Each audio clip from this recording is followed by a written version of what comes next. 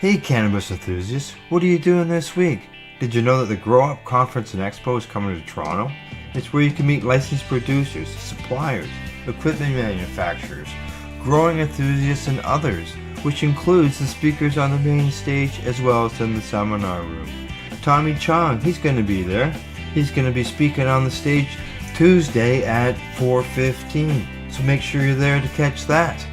Plus, you'll be able to walk around beforehand and catch all the exhibitors on the Grow Up floor. Things get started Monday, May the 27th through the 29th at the Delta Marriott Hotel and Conference Center in Toronto.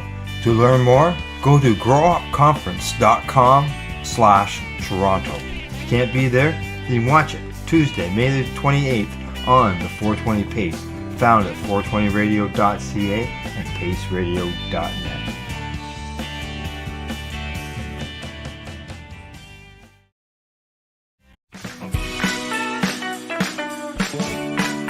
Hi, I'm Timmy. And I'm Mary Jane. He's the newbie, She's the doobie, and this is the show where we tote cannabis talk. from both sides. Is that even possible?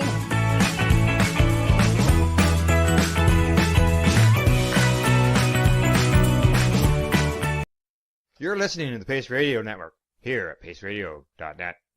The views expressed by the individuals during this broadcast are their own opinions, and they may not be the same as those of their group or other organizations they may be involved with. All medical advice during our broadcast is not a medical opinion and should be checked with your medical physician.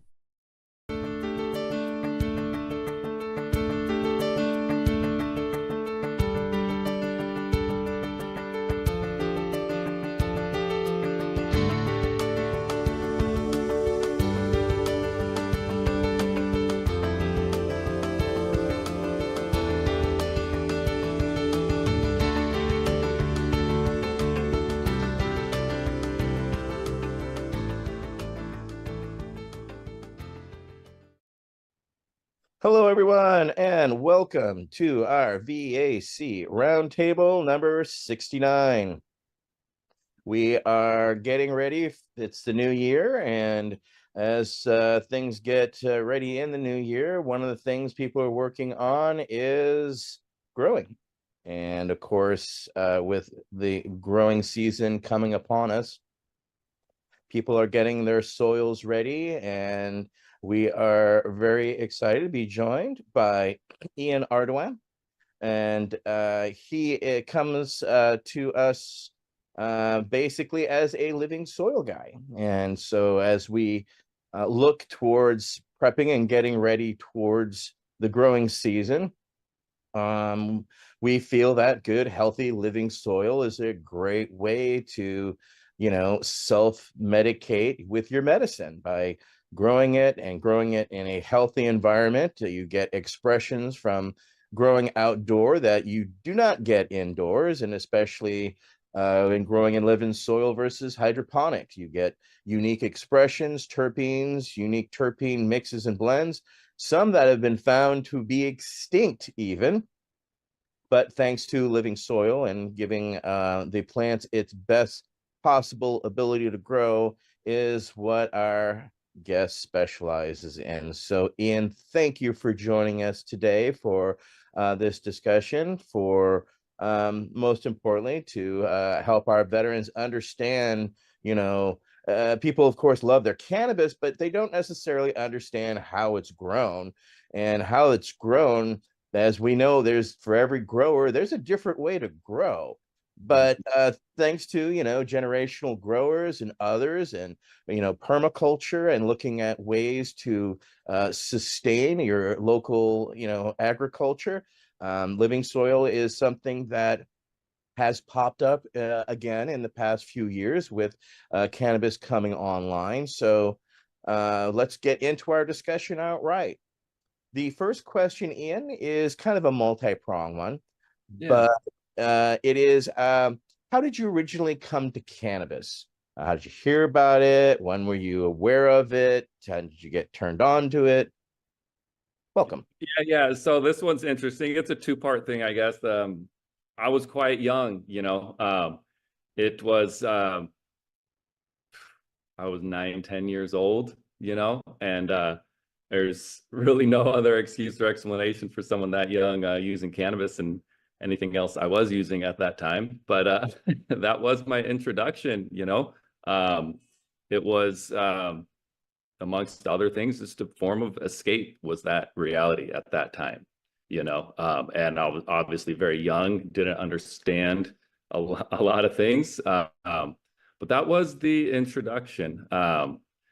Through high school, got away from it. But having been around it earlier, getting into jobs, getting out of high school, it was something I came back to, and just really enjoyed the feeling of that it made me feel, getting high. It was great.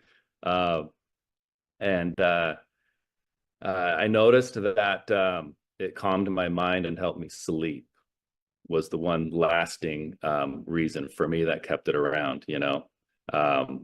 Just insomnia always plagued me, thinking too much at night, not being able to fall asleep.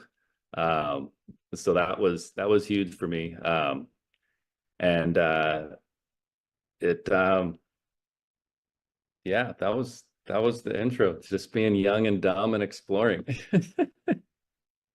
Right. Well, we all find our way to this plant in our own unique paths. So, that's Yep. unique The thing. universe works in interesting ways, and here we are. Right on. Well, we'll get into it with Councilmember Nate Landau. Councilmember Landau with our next question. Hey, Ian, Nate. first of all, thank you so much for being here. I owe you so much thanks. You are the inspiration of why we do Living Soil. So just thank you so much for all you do. My question is, what was the driving catalyst that made you choose this as your life direction, the direction in life? Thank you. Yeah, absolutely. Thank you so much for having me, Nate. I really appreciate it. And that's kind of the second half of the first question of what brought me to cannabis, and then what was my driving force behind it was, again, I was out of the home on my own, graduated high school at 17. Into my early 20s, I was in jobs. I was washing dishes, unloading trucks, stuff that was really unfulfilling for me, didn't provide passion in life. And I remember now, I was thinking about this question earlier. I moved into my first home, right? Like actual house that has a yard and stuff. So I had to like mow the lawn, and then space to plant plants, rather than like apartments and stuff. You know what I mean? And so that's something, it brought me back to being a child. And that's something I remembered with my mom, was gardening. She always gardened. She always had a garden. So that brought together my, love for cannabis, and then, growing up gardening, and the thought of like, what, I've been around cannabis a while. I've bought and sold a lot of weed, so maybe I can grow it now. That was the first time I connected growing cannabis with something I could maybe do for a living, because it became important to me realizing that there is something to finding joy in what we do each and every day, so I got online and scoured the internet for everything I could about growing cannabis, and put everything together I could into it. Got a little tent and a light, some seeds from, at that time it was like Canada or the Netherlands, right? You couldn't really order them here. And started growing and started experimenting. But the drive to do something day to day that I found joy in was really the driving force behind that. Well, that's a beautiful force that grabbed a hold of you, because it's definitely. Yeah, the plants owned me ever since. Now, do we own them or do they own us? That's more of the question. Exactly, that's the thing, They perpetuate us to perpetuate them, so it's kind of beautiful, symbiotic in that relationship. Exactly. And it also is the harmony of life, and also I'm here in Berkeley, and of course Berkeley was one of the earlier adopters of sustainable restaurants, finding things grown locally and produced Right. locally, healthily, you know. So it's key that people do not forget, you know, where they are and the amazing nature that is around them. Councilmember Lester has a follow-up. Yeah, first of all, thank you again for joining us. I'm really looking Thanks for having forward. me. Yeah. Can you hear me okay? Yeah, I can hear you.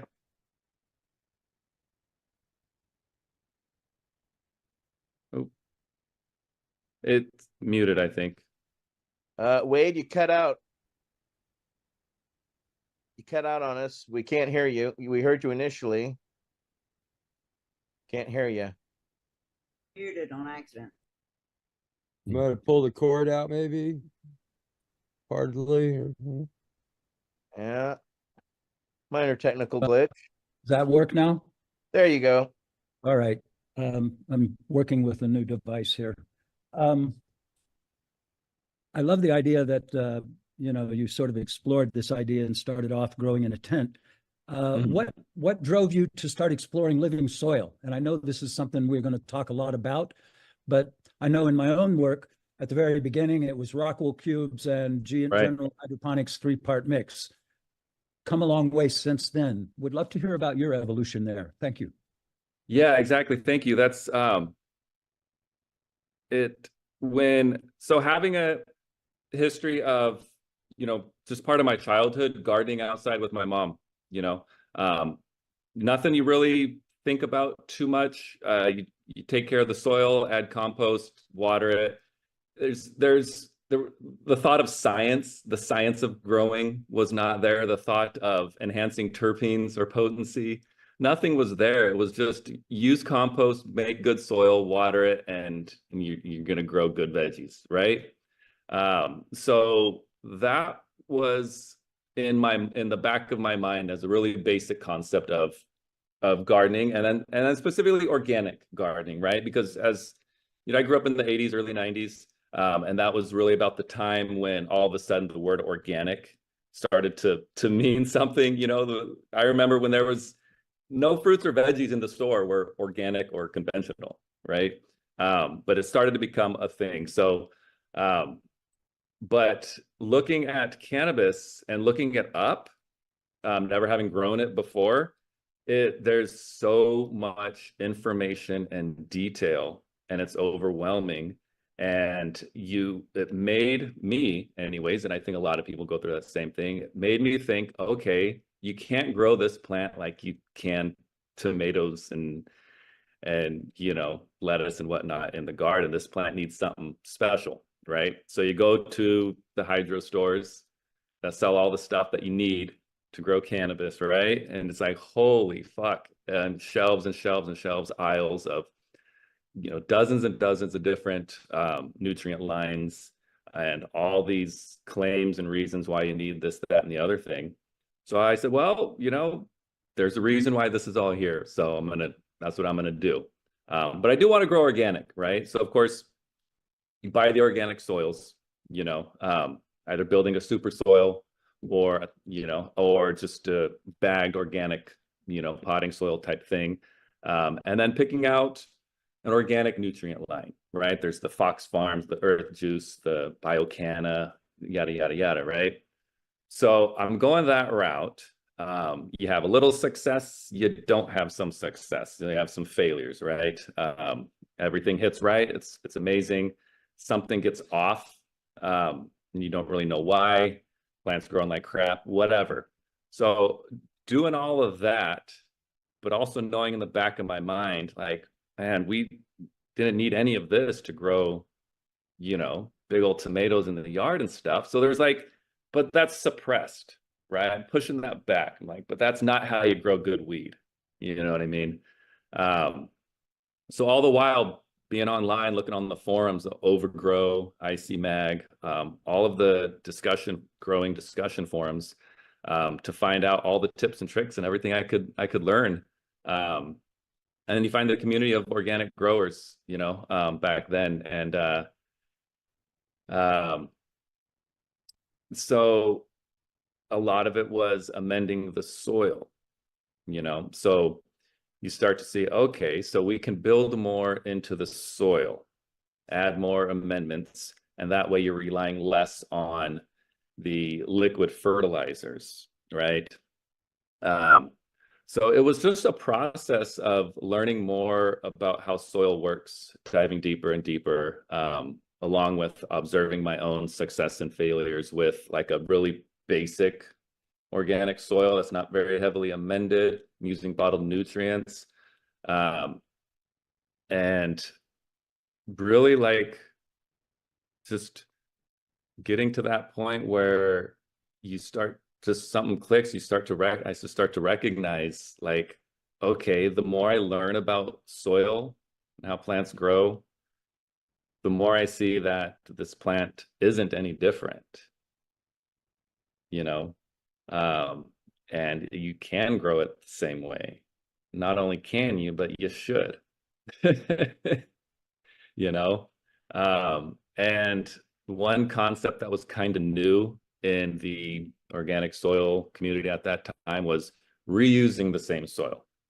It was really important before that. It was stressed a lot that once you veg and flower a plant in a soil, the nutrients are going to be gone, or the soil is going to be screwed up, and you're not going to want to regrow in it, right? So toss that shit out, you know, put it in your outside garden, you know, or throw it away, whatever. You don't want to use it again.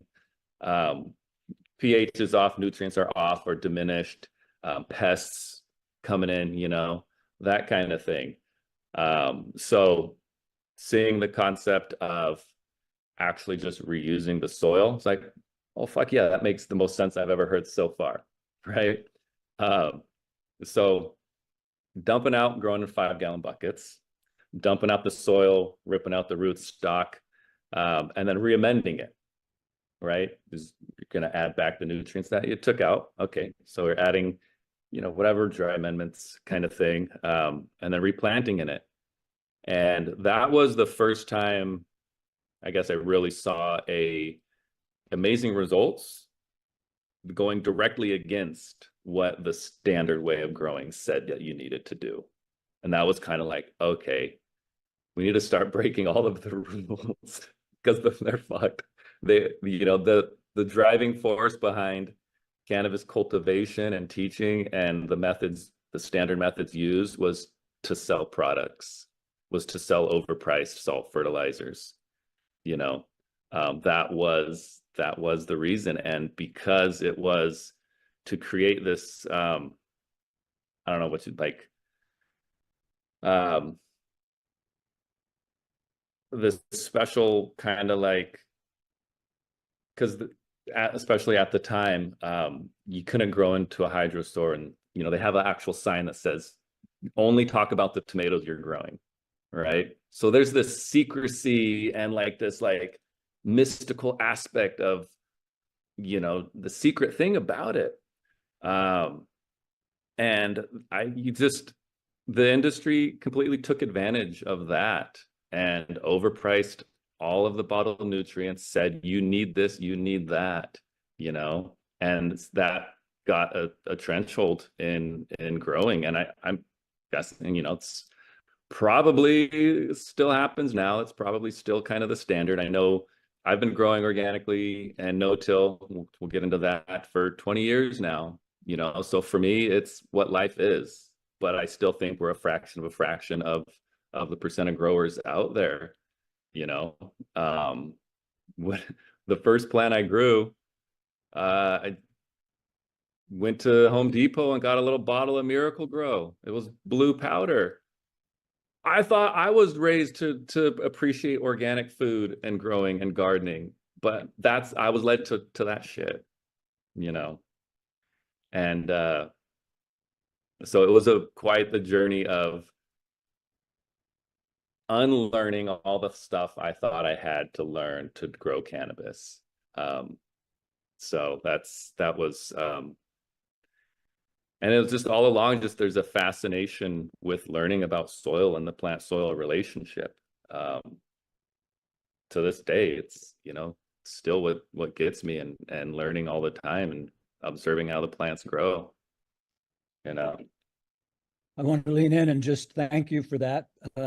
One of the things I think it's really important, especially for folks who are new to growing their own plants, you're going to make mistakes, and that's how you learn if you pay attention. Thank you. Great story, absolutely. Ian. Thank you. Yeah, it was very frustrating. I used to work for Ed Rosenthal, and I was his general manager. Okay. I used to oversee his gardens, and so when we would go to the the hydroponic stores, when I go in with him, it was impossible to not, to deny why we were there. You know what I'm saying?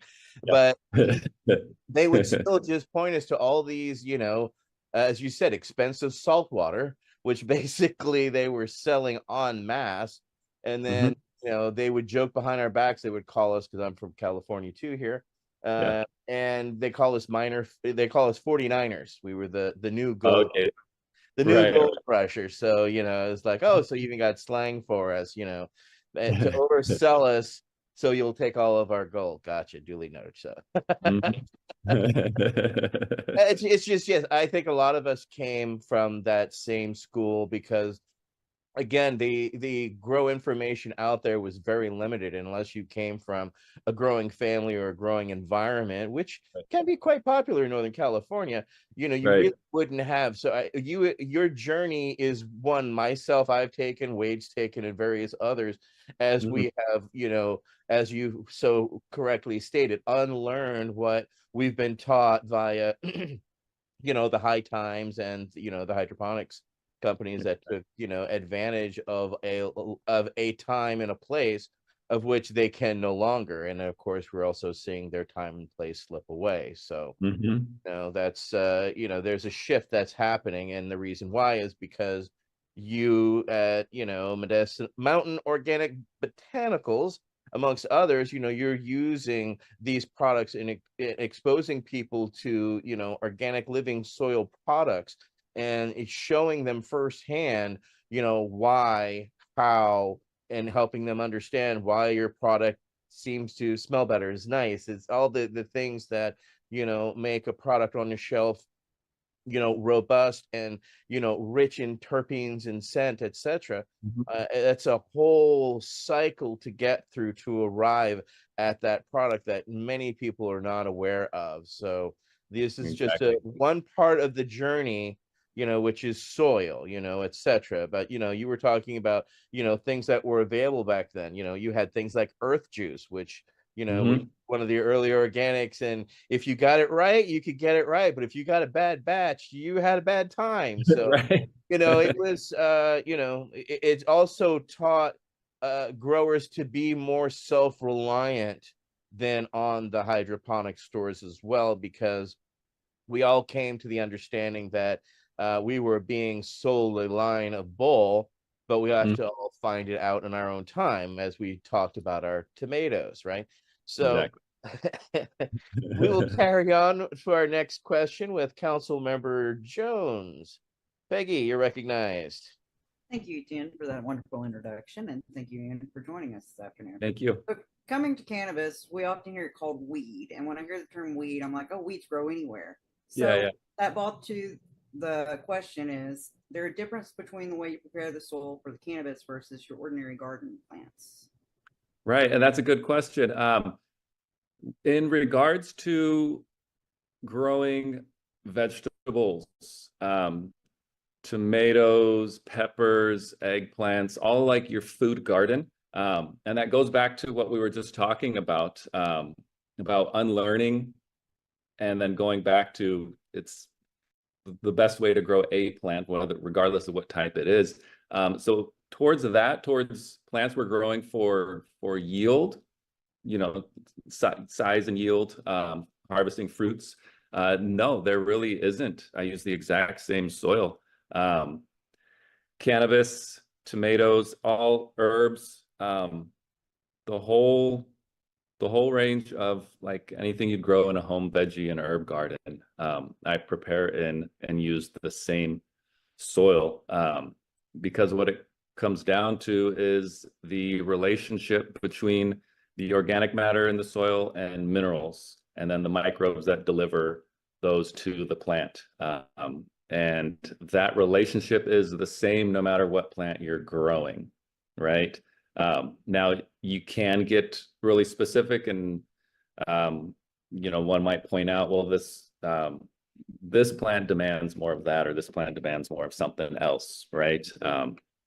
And that's the beauty of a living soil, and what I describe as like a high humus, high mineral soil. It's kind of like a buffet for the plant. Just because it's there doesn't mean the plant is going to be force-fed it.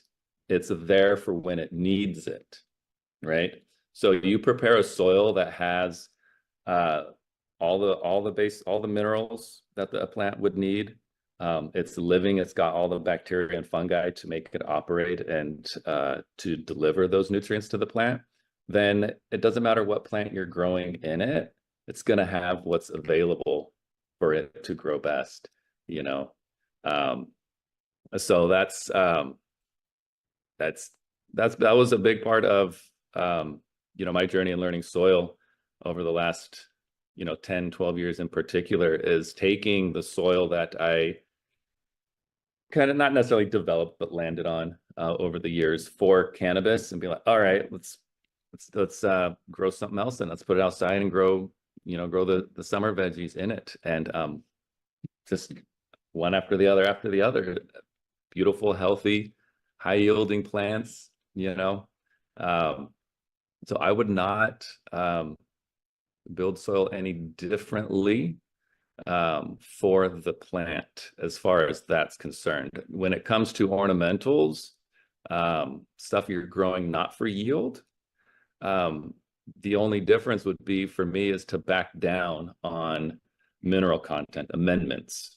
Okay, so whatever your dry amendment fertilizer of choice in building soil, for me it's like rock dust, kelp, alfalfa.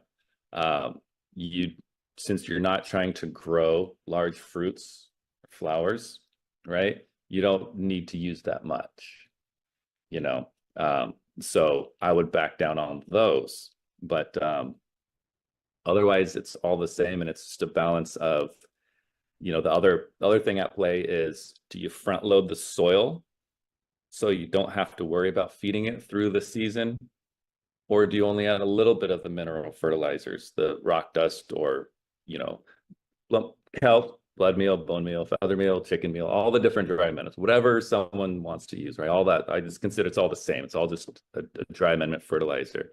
You can add a lot up front and kind of sit back and just water, or you can cut initial costs and add less, and then kind of just top dress a little bit as you go. You know what I mean? And that's but really, I mean, down to houseplants. I work with houseplants a lot too, and the biggest thing there is the structure of the soil for the type of plant it is. So were you putting in less organic matter and more aeration components, whether it's perlite, pumice, whatever someone's using, like that kind of thing, and all the same inputs, just much less of it. So it's like different ratios of the same inputs catered to the species of plant you're growing.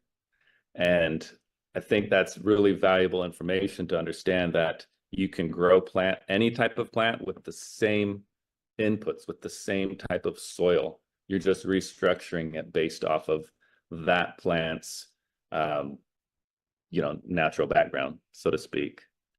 Yeah.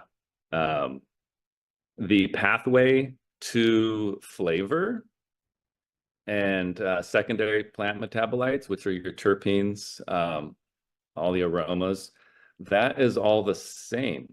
So the same way you're getting a more flavorful tomato or pepper or aromatic, herbs, sage, oregano, yada, yada, yada, are the same ways that you're going to get a more terpene rich and more cannabinoid rich cannabis.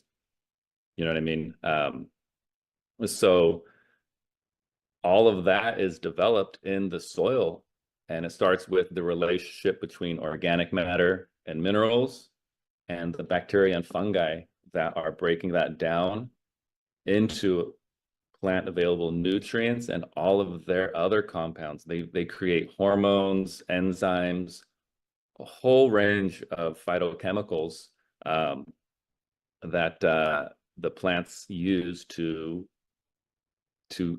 express their secondary metabolites, the flavors and aromas. It's pretty incredible, I think. Michael Krauss has a follow-up question, but before that, I wanted to ask, do you oxygenate your water that you feed your plants? No, never. No, that's ancient history. Yeah. Don't bother. If it makes you happy, then bubble away. That's, Councilmember Crowitz. If you have any fish in the water, they'll appreciate the bubbles. There you go. Yeah, absolutely. Yeah. My question, go ahead. Didn't mean to. No, I was gonna say, don't kill your fish. Don't kill your fish. My follow-up, it's just sort of, thinking out loud or whatever you might call it, but tell me if you see in the same thing. I'm sort of seeing or feeling sort of a parallel here when you're talking about full spectrum extracts and cannabis and people using that for medicine and discovering more benefits from a full spectrum extract, even though it has the same maybe THC number or whatever, CBD number or whatever, versus just a single cannabinoid preparation. And then, what you're saying about living soil, I don't know, just in my brain, it's sort of kicking out like a pattern recognition. Yeah, exactly. Because it is the relationship that the plant has with their microbes in the soil that can help develop flavor and aroma. Because we got to remember, those are all compounds that plants create to protect themselves, right? Weed doesn't smell great because it wants us to, well, that's potentially a different conversation, but you got all the herbs, lavender, rosemary, sages, mints, the list goes on and on, obviously. And the plants create these compounds to protect themselves, because when bugs want to go and eat that plant, it's too bitter, too strong a flavor. They don't like it, right? And it is microbes in the soil that live on the plant's roots. There's an area called the rhizosphere, which is just a really short, minuscule layer around plant roots that bacteria and fungi live on and exchange compounds with the plant. So in the living soil, that's in place, and there's thousands of different types of chemicals, exudates from the microbes going to the plant that specifically enhance terpene production, all of it. It's a group of compounds called secondary plant metabolites. They're secondary because they're not primary growth reasons. It's primary metabolites are what a plant needs directly to survive, but secondary ones are the ones that are different from plant to plant, and that's why some plants don't have an aroma, some plants do, right? So THC, the cannabinoids, terpenes, ketones, flavonoids, all of those things are able to be enhanced by microbes in the soil. So when you put a plant in a sterile environment, hydroponic, and the only thing the plant is getting is what you're feeding it, you're taking away a laundry list of compounds and interactions that we still do not fully understand away from the plant, right? So to get the best full spectrum type of extract from the oils, the resins, that a plant is making, allowing it to grow in a body of soil that it developed all of those in and has all the interactions is going to be the best way, Councilmember Laughter has a follow-up. Yeah, it's as much an observation, but I'm loving the depth that you're going here, Ian. Thank you. I'm I'm completely agreeing with everything you've said so far. A question is, do you have formal education in this matter, or is this self-education? And that's coming from paying attention to the plants. Thank you. Absolutely. Thank you. Self-education, really. I'm a college dropout is what it comes down to. So I don't have any formal education in science, in biology, in botany, absolutely none. But in my obsession, you can call it a journey, I call it an obsession, right? Towards learning the most I can about how to grow the best organic cannabis I could. It ultimately led me to college textbook research papers.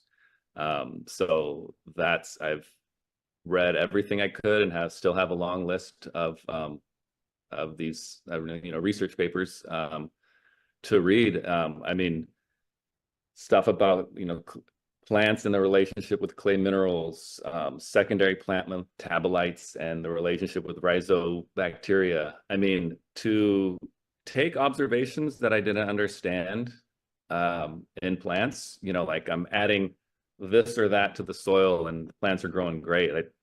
I know what I did, but I don't necessarily understand what's happening, right?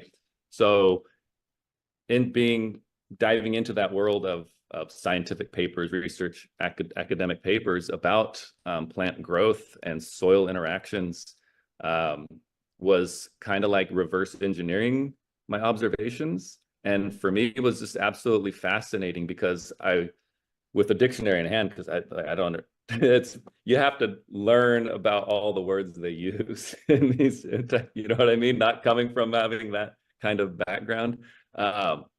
But to be able to read stuff in science that explains what I see was just so fascinating, and that's been, I can't pretend to understand all of it. I can read something and be like, okay, I kind of get that. And I do the best I can to put two and two together.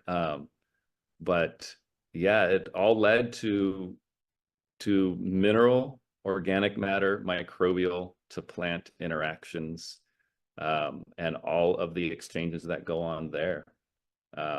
And the amazing part is that in practice, you don't need to know any of that. It's the simplest thing in the world. It goes back to gardening with my mom, making compost and mulching. We don't need to know any of that. We don't any of the science. We see what works. We see, it all comes from the ecosystems in place around us that have been there long before we have, right? And the seasonal process of growth and decay, spring, summer, fall, when, the whole process of that's what we replicate. That's the thing that's important for me, is that's how life works on our planet, right? That's what we've been dealt with. So let's do our best to continue that and to allow that to thrive in our gardens. You know what I mean? Because you can't beat what life says, the way life says it lives. That's the process. So let's nurture that. You're listening to the Pace Radio Network here at paceradio.net. Camelford Lifestyle Shop, open Monday to Friday from 10 till 7 p.m.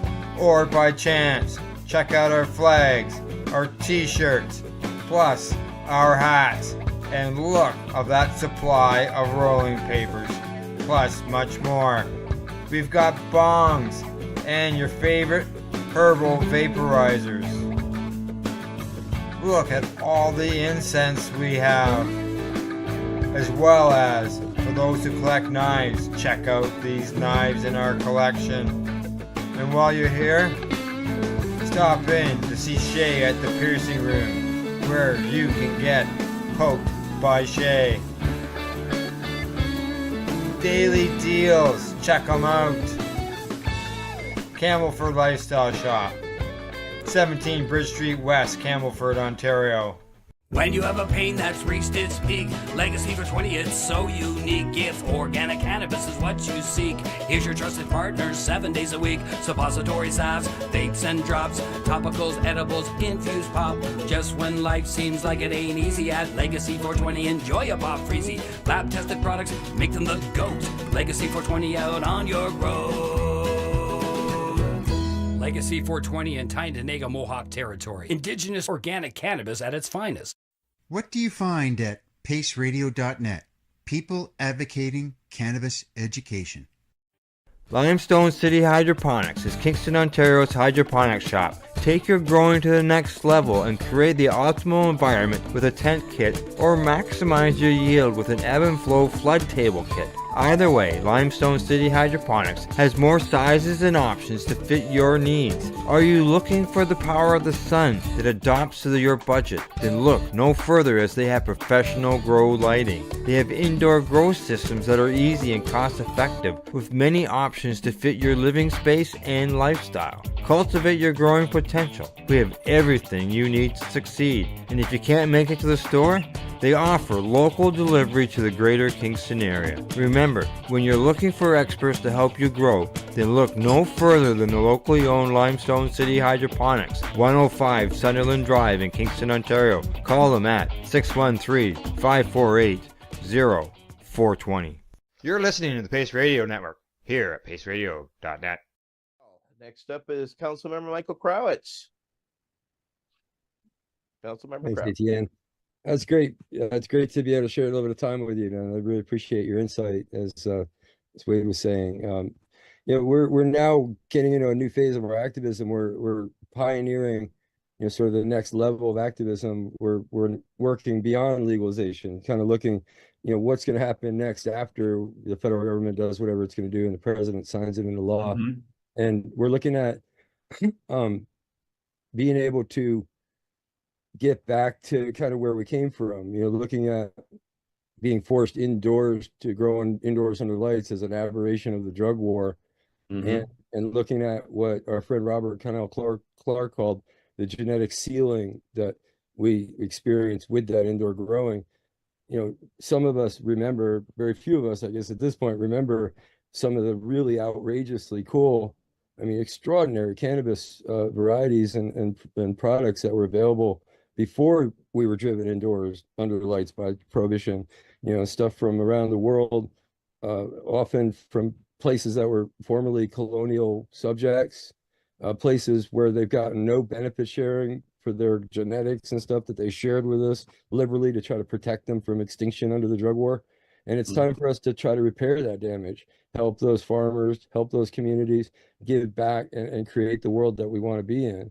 And part of that is this understanding of cannabis appellations, and cannabis appellations requires on this, it flows from this idea that you can get a specific product that can only come from a certain place, a geographically specific indication, as they call it, and under what they call terroir. Mm-hmm. So the question comes down to, basically, what do you see in that, and from what you know of all that, and what part of that does living soil play in the terroir and that discussion that yeah, world? Absolutely. Living soil is going to allow the composition of the land you're growing on to best express itself in the plant. The different geographical difference in the end product when it comes to flavors, aromas, effects, et cetera, stems to, I guess, two things. In regards to soil, it's going to be the mineral composition, and different ranges of minerals can translate to different terpene profiles, et cetera, being more dominant versus others. And in regards to living soil, it is the ability of the soil to deliver those minerals to the plant that will determine how it's expressed. So the more living the soil is, the more microbial activity, the more established the fungal networks are, all of that is going to lead to the plant having the most potential available to it of that body of soil, right? Besides that, it's the environment. You know, the humidity, temperatures, et cetera, et cetera, et cetera. But the more we can add organic matter and care for the soil in a way that encourages a healthy, diverse microbial population, the more you're going to get out of that soil expressed into the plant.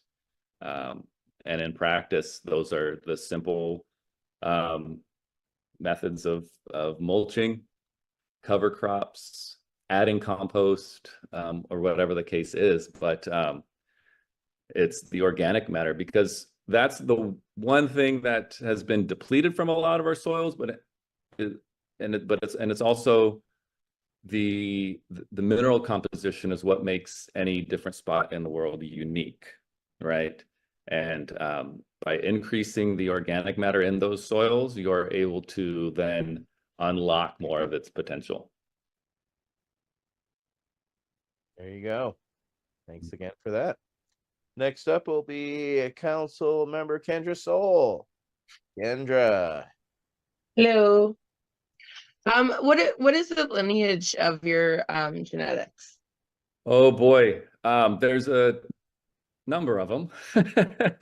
So along the way, I've been, really grateful to have been gifted seeds and cuts that are older than me, and from people that I've learned from, people that I've worked with, and over the years, I started to recognize, like, boy, I've kind of collected this really neat, types of plants that they're the farthest thing from the modern hybrids we see today. So we have, really randomly how it landed in my lap, but a cut of Acapulco Gold that's around 40 years old, right? It was grown by two brothers in South San Diego, from the 70s into the 80s.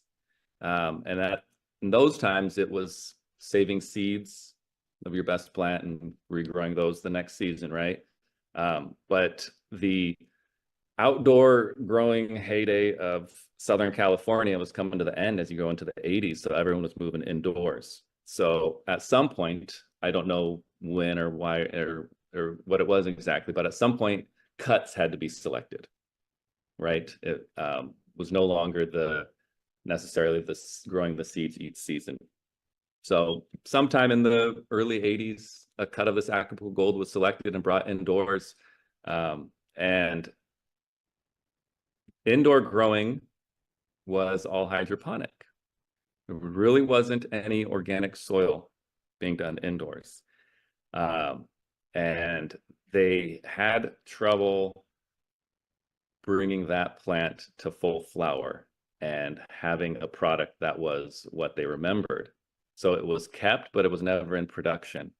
It landed in someone else's hands who gifted it to me kind of as an oversight, because we're talking from the 80s into the 90s into the early 2000s, right? And it was just like, it's not what it used to be. Here, you can have it. These guys, the original guys, kept it until they died. They didn't let anyone have it. It was that special to them. It was their thing, And when you go back to that time frame, it was your cut, and you're the only person that people can get bags from. It's no game. It's yours, right? You don't share that shit. So these guys were getting up there, and he called the guy I got it from. He's like, hey, you want it? You can have it now. I'm checking out. Someone needs to take it. So it was this other story I was told was kind of on his deathbed kind of thing. He got it. Years go by. It ain't growing for shit in hydroponics. He kind of started to think he pulled a fast one on him. Like, oh, that fucker, he didn't even give me the right one, kind of like a joke, like a last joke kind of thing. They were lifelong buddies,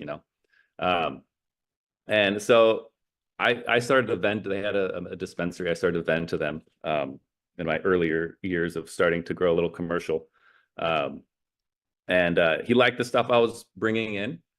And as an afterthought, he's like, hey, why don't you try growing this one? I was like, okay, I'll grow it, 3 months later, I bring it back. He's like, holy shit, this is it. He's like, it's been the right one all along, And because I was the first one to grow it in soil, which is what that cut knew from being grown outdoors, right? So that was really, really neat to see and to get that plant. And then the other genetics from a mentor of mine that a lot of people know as CC or Clackamas Coot. He worked with BOEL, Brotherhood of Eternal Love, and the original Thai stick and hash plant imports. And he's known for a cut called The One that he created in 1983, 1984. And it was the same deal with creating a plant that can be grown indoors, right? So the cross was of the Thai stick, the Thai plants that everyone wanted at the time, onto the frame of a hash plant, right? Because back then the indicas, the Afghan plants, weren't necessarily sold as flour. It's what you made hash with, right? But it had the structure and quicker flowering, shorter plants, quicker flowering time that could allow it to grow indoors. So that's what was going on, was crossing these long flowering sativas that you're able to grow 20 feet tall outside in Southern California to the quick flowering indicas, Afghan plants. So there was a different number of seeds of these old Thai and Afghan lines that I was gifted and blessed with, and found my own cuts and actually started to grow them a little bit commercially in my small garden in my garage, and get those out to medical shops, from San Diego to Ventura. And people loved it. And I loved that they loved it. And they knew that it was different. And it had this story behind it. So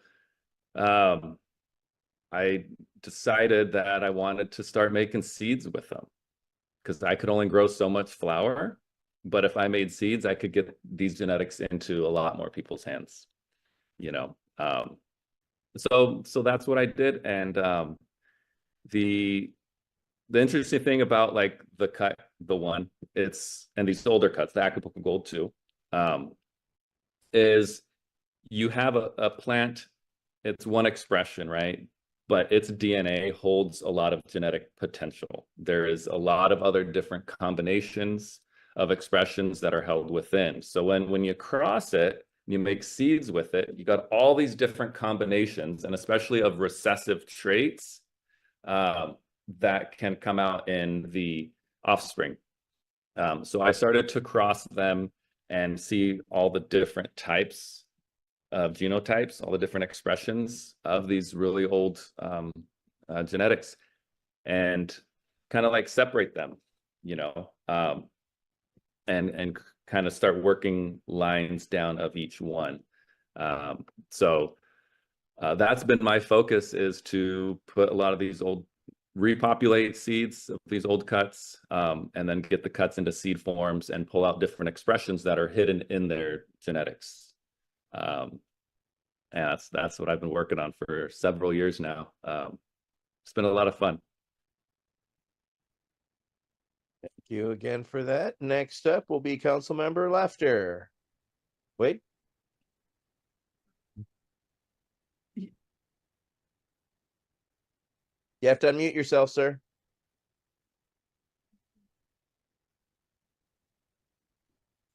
How's that? Better. Okay. So you've spoken about composting, Ian, and how the garden you shared with your mother was an inspiration for you.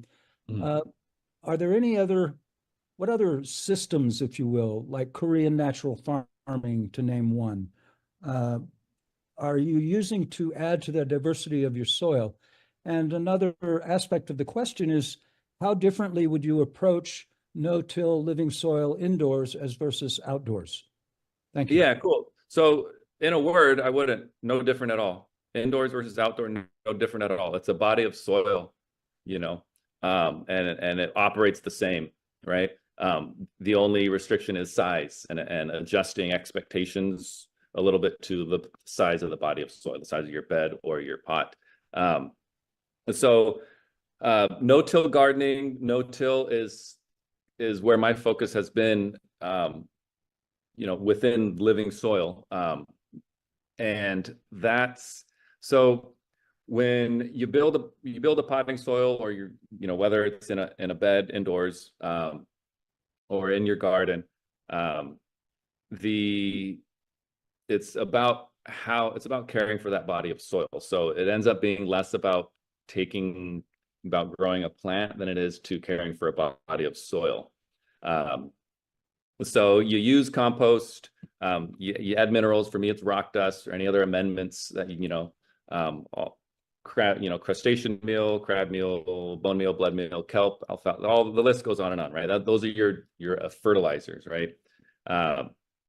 And then how that soil matures over time, we're mimicking how nature works, right? So as far as what other systems, let's address that. What other systems are being used? Mulch, right? Cover crops and companion planting. Those would be the three extensions of living soil that I would say kind of round out the whole system, right? Cover crops, big thing with that you're going to hear is legumes, clovers, alfalfas, and the term nitrogen fixing, right? The air is composed of something like 72% nitrogen. There's no reason we should need to add outside nitrogen fertilizer when it can be pulled directly from the air. That's kind of the goal, is to have a system in place where all of your nitrogen needs are free, right? So through cover cropping with legumes or companion planting, because legumes, it's peas, it's beans, lupins. I mean, once you start getting into it, there's a lot of plants that are nitrogen fixing.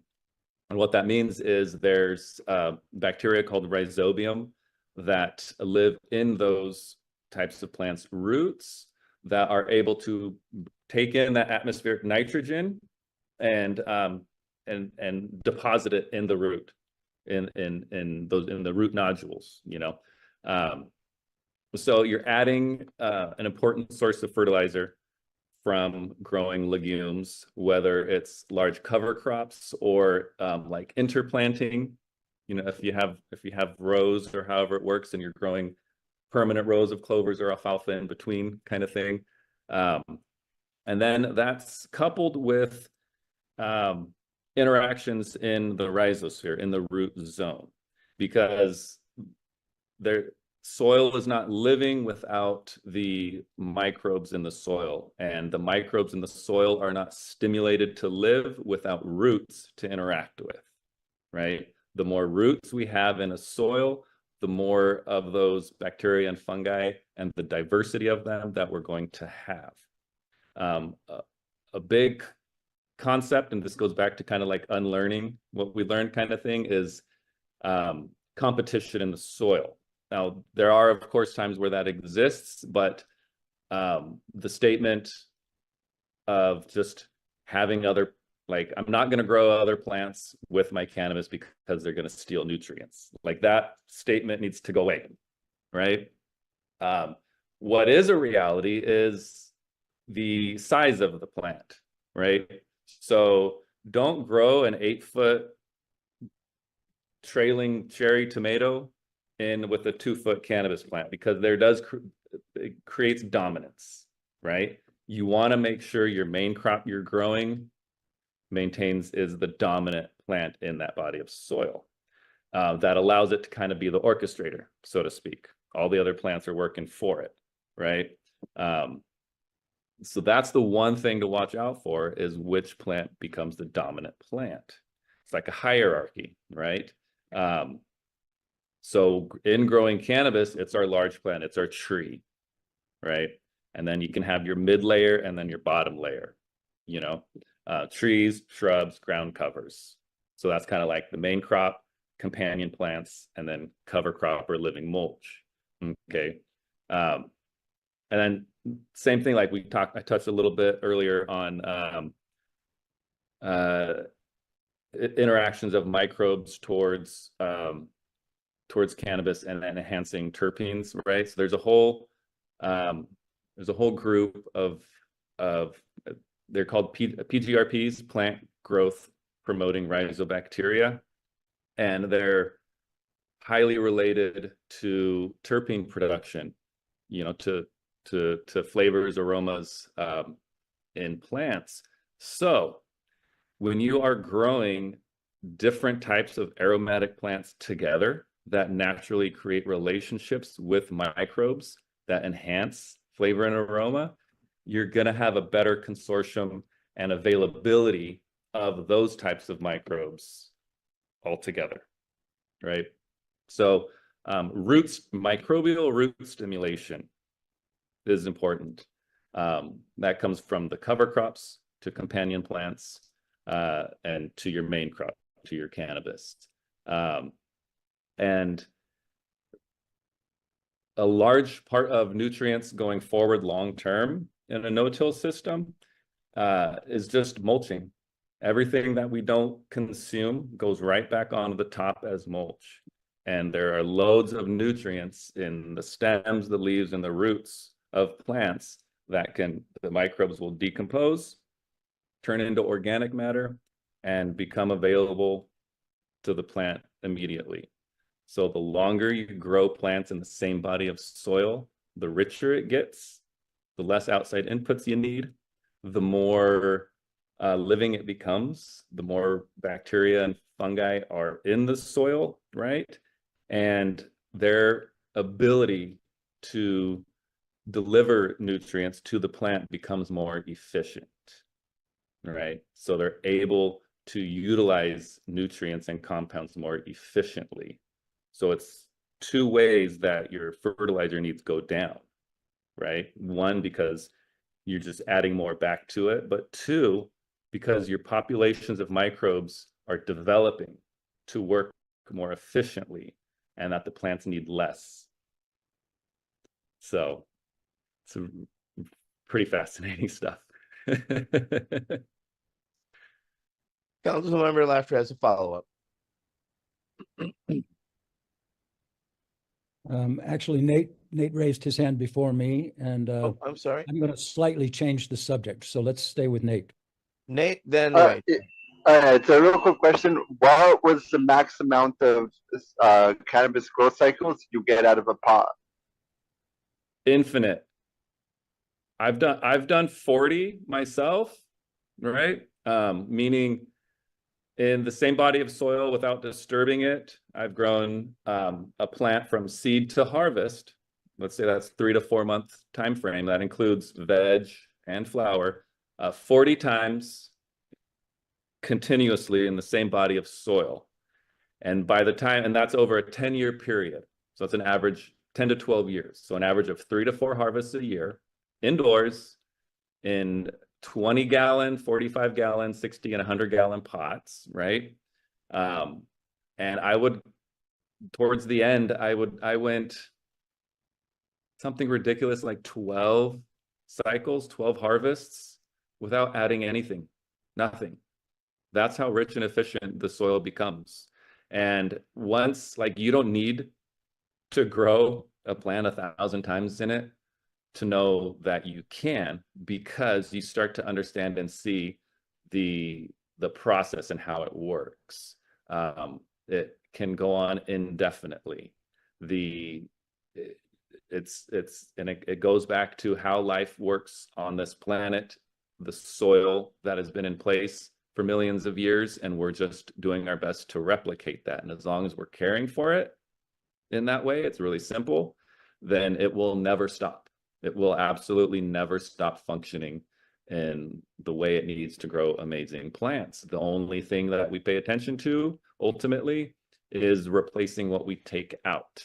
You know, that's an obvious. The only thing we're taking out, let's say if you're strictly growing for cannabis flower, are the flowers themselves, right? So you think you have a massive plant, you have a massive root system, stem structure, and all these leaves, right? And that's 99% of the plant, and you're only taking the flowers. So all of those minerals, all of those nutrients fall back and go back into the soil. So we're just replacing a little bit, and it's super simple. I've found like it's what I offer with my business: rock dust, kelp, alfalfa. You don't need much. You don't need a lot of different variety because all those break down to the same minerals. So you just add a little bit back each time or every few times, you know, it's up to case by case basis, and you can go on forever because it's what we see around us. Yeah. Councilmember Laughter. Thank you, Etienne. And Ian, I realized a little while ago, one of the things that I thought was really important, you've mentioned just briefly in passing, water. Yeah. And particularly the pH of water.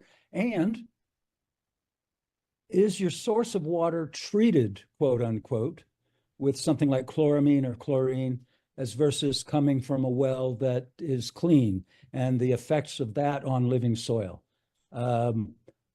Yeah, I bet you got something to say about that.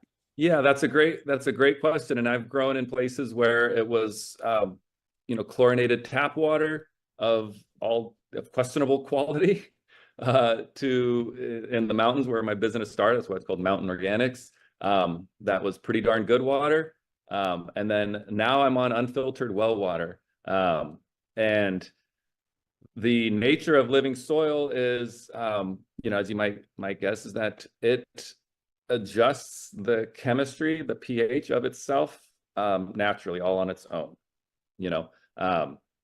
So, and that fluctuates. You might see a chart, you know, at some point, if you're growing with a little bit of science towards it, you'll see a chart of what minerals, what nutrients are available at what pH. You know, so you and kind of go for an average of somewhere between 6 to 7 kind of thing, right? Because there's some that are available from like 3 to 5.5 or whatever, and others that are available from 5 to 8. So the happy medium is like, you know, adjusting your solution or your water to somewhere around 7, right? And that's all great and fine and dandy, and that is the science, and that is required for plants to uptake these nutrients. But the beauty of it is that soil's doing it for us, right? The exudates exchanged from microbes and the plant do all of that for us, and there's so much going on that is so complicated yet simple, because it's the more living the soil is, all of the stuff that we just talked about is all about allowing the plant to utilize and uptake nutrients more efficiently. So all of those adjustments are constantly happening. You can test the pH of your soil at different times of the day or week or point in the plant's life cycle, and it'd be different, right? And then that might lead someone to want to be like, well, I need to do this or that. You know, it's always going to be a little bit different, and that's the soil's doing it for us, right? And the thing about chlorine and chloramine, that's pretty neat, and soil acts as a filter. Okay, the humic content, the humic and fulvic content in a soil acts as a filter. And the chlorine and chloramine thing specifically, a lot of municipalities are now switched to chloramine, which is bonded to another compound because see, chlorine is a gas, right? That's the first thing that people need to understand about the element chlorine. That's why you smell it. That's why you smell it in a swimming pool, right? Is because it's constantly leaving the water. It doesn't want to be in the liquid. It wants to go back to gas. So the reality is that chlorine in any body of water, it won't even get 2 inches into the soil before it off gases. So chlorine is an absolute non-issue, period, right? Chloramine is bonded, I believe, to ammonia, right? And the microbes in a soil break that bond, right? So the chlorine is released to the air, and the ammonia is breaking down to ammonium nitrate, which is a nitrogen, right? So the bond is broken, the chlorine is gone, there's no harm, no foul. Chlorine and chloramine itself should not even be a concern for anyone other than hydro stores wanting to sell you reverse osmosis units, I think that was been a huge driving force in making people afraid of chlorine to be forced to buy reverse osmosis units. One of the best experiences I had in growing was stop using a reverse osmosis unit and start using my tap water, because all of a sudden my plant started to get all these range of minerals that were missing. It went from 0 ppm water to 200, 300, 400 ppm water. And at that time, I saw a whole range of problems disappear. You know, so that's my shtick on that. Thank you for that. It's very helpful and beneficial. Next up is Councilmember Peggy Jones. All right. Our last question is, what does cannabis cultivation look like to you after the drug war is over? So, I mean, my area of study has been the plant and soil, so I don't think my opinion really matters on that. But, you know, it comes down to any industry, and it's a double-edged sword, right? Because it comes down to it being a commodity. And we all know what happens to a highly profitable commodity in the system that in place right now. So it does two things. One, it allows a lot of people the ability, and we're seeing that right now, to grow the plant and offer a product that is mediocre at best, and there's you know, nothing else behind it other than it being a commodity. But it also allows a lot of innovation and diversity, and that's what I would love to see take place. And I think we are seeing that.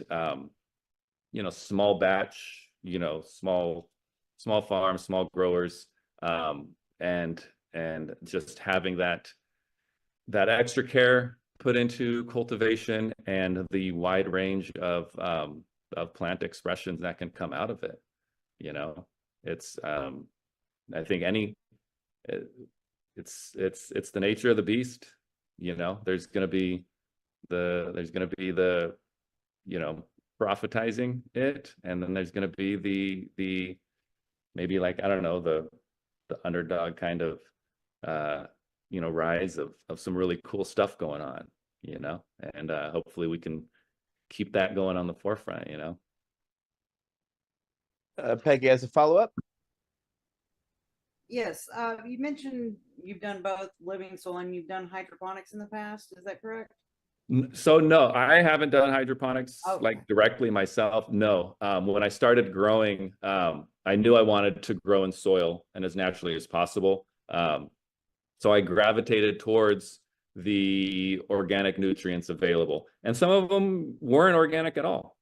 You know, they're by companies that sell both organic and non-organic, and you're sold this like, you need this, and you look at the bottle, phosphoric acid, ammonium nitrate, yada yada yada, and you're like, all right, I guess the plant need, and then you just realize it's just, you know, overpriced salts. So all right, well, thank you for this, Ian. Do you have anything coming up, or something, a product that you're more than welcome to plug anything that you have going on? I know that you are with, of course, Mountain Organics Botanicals. But yeah, thank you.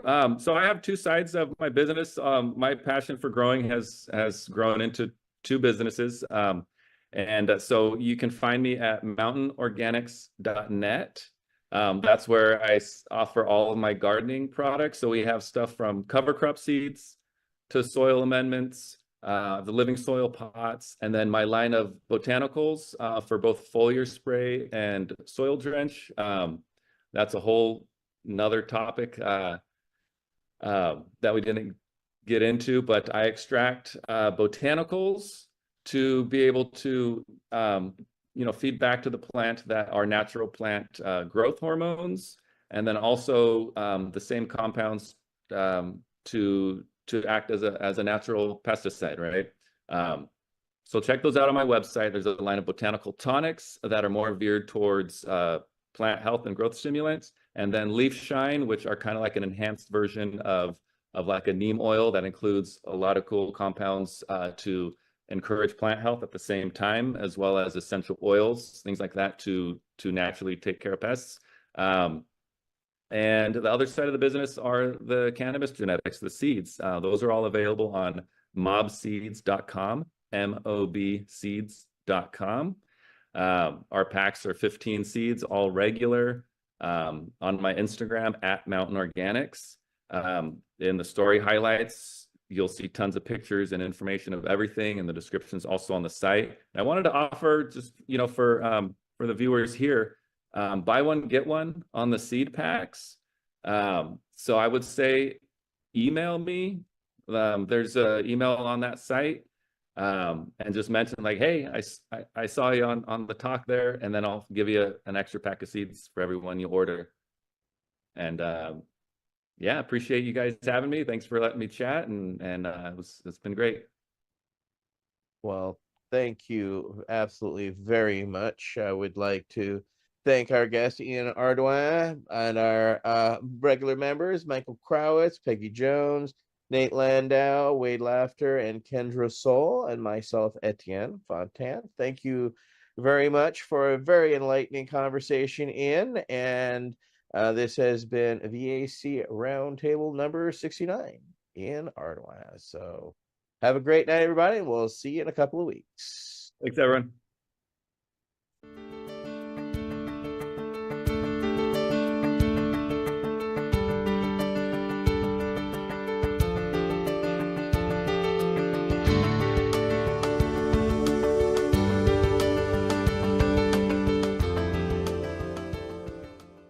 You're listening to the Pace Radio Network here at paceradio.net. The opinions of the individuals during this broadcast are their own, and may not be the opinions of their group or other organizations they may be involved with. All medical advice during our broadcast is not a medical opinion and should be checked with your medical physician. When you have a pain that's reached its peak, legacy for 20, it's so unique. If organic cannabis is what you seek, here's your trusted partner 7 days a week. Suppository salves, vapes and drops, topicals, edibles, infused pop. Just when life seems like it ain't easy, at Legacy 420 enjoy a pop freezy. Lab tested products make them the GOAT. Legacy 420 out on your road. Legacy 420 in Tyendinaga Mohawk territory. Indigenous organic cannabis at its finest. Enjoy the buzz of legalization with Campbellford Lifestyle Shop. From lights to plant nutrients, books, consumption accessories, and more, we've got all your basics to grow or consume cannabis. Visit our info center or take a look at our piercing services and body jewelry, now available in-store through Campbellford Lifestyle Shop, 17 Bridge Street West, Campbellford. Limestone City Hydroponics is Kingston, Ontario's hydroponics shop. Take your growing to the next level and create the optimal environment with a tent kit, or maximize your yield with an ebb and flow flood table kit. Either way, Limestone City Hydroponics has more sizes and options to fit your needs. Are you looking for the power of the sun that adapts to your budget? Then look no further, as they have professional grow lighting. They have indoor grow systems that are easy and cost effective, with many options to fit your living space and lifestyle. Cultivate your growing potential. We have everything you need to succeed. And if you can't make it to the store, they offer local delivery to the greater Kingston area. Remember, when you're looking for experts to help you grow, then look no further than the locally owned Limestone City Hydroponics, 105 Sunderland Drive in Kingston, Ontario. Call them at 613-548-0420. We are people advocating cannabis education here at paceradio.net. You're listening to the Pace Radio Network here at paceradio.net.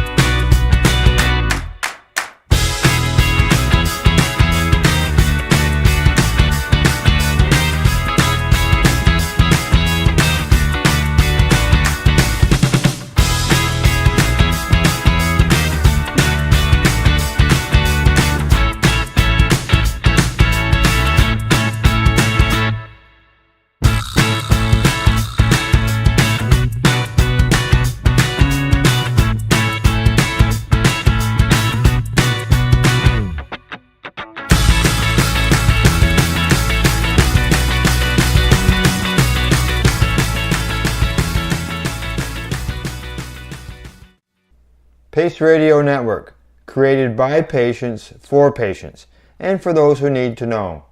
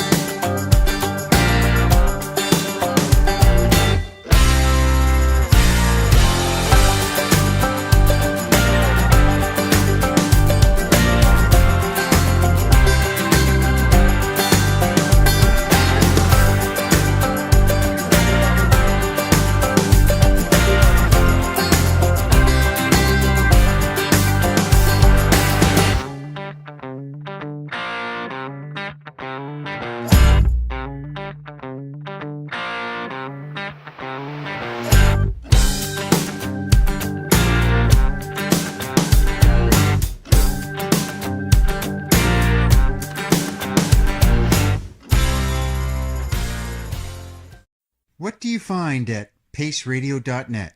People advocating cannabis education.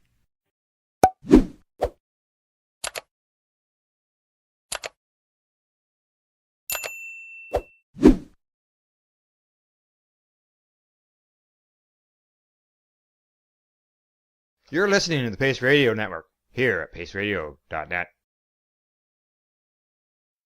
You're listening to the Pace Radio Network here at paceradio.net. The views expressed by the individuals during this broadcast are their own opinions, and they may not be the same as those of their group or other organizations they may be involved with. All medical advice during our broadcast is not a medical opinion and should be checked with your medical physician.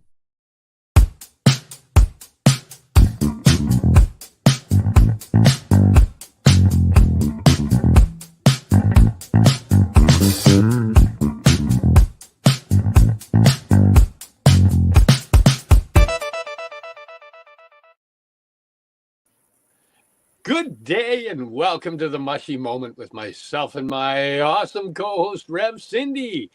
Today, Tuesday, May 21st, 2024, here on paceradio.net and streaming everywhere.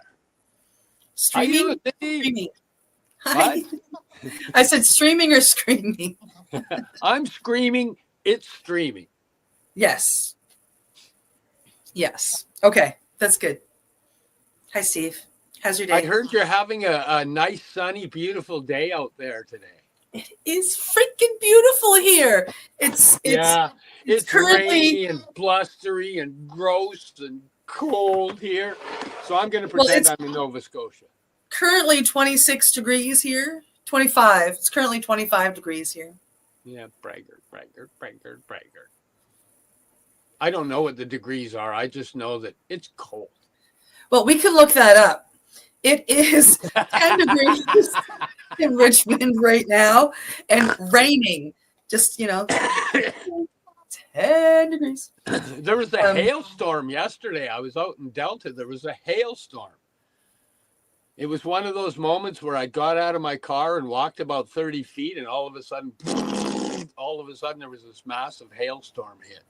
Wow. And then I ran back to the car and hopped back in and went, that sucked. Yeah. I lived in Winnipeg a long time ago.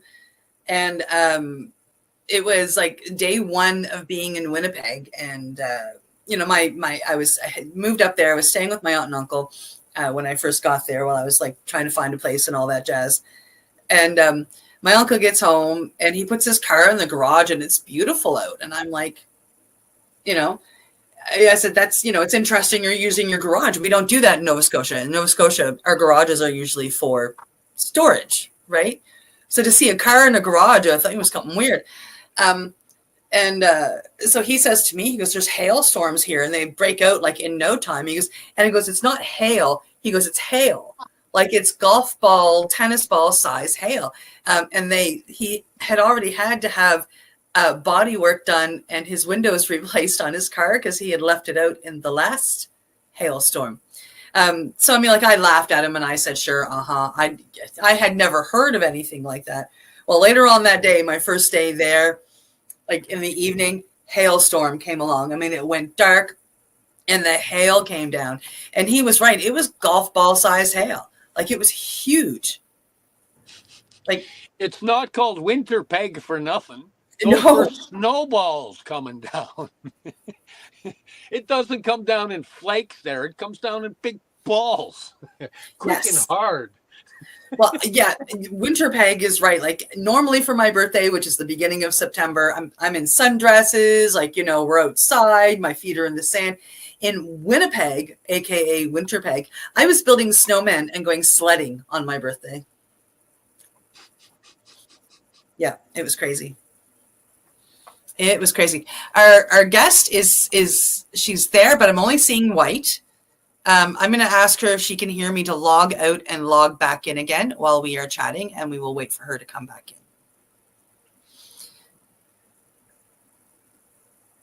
Sure. Sure. It did that glitch out thing.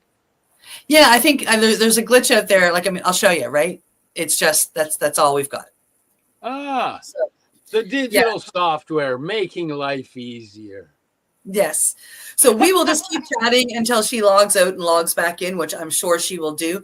She was actually in the car on her way home, so she might be waiting to get inside and use her computer or something, which is totally fine. So, I mean, like, and I have no issues waiting. I've got 25-degree weather to wait in. Braggart. So, Steve, you've been doing some interesting stuff the last week. Why don't you tell us about that while we're waiting for our guest to reboot? I have. Yeah. What have I been doing? Ceremonies. The dog being there. Cute pillow stuff. Oh.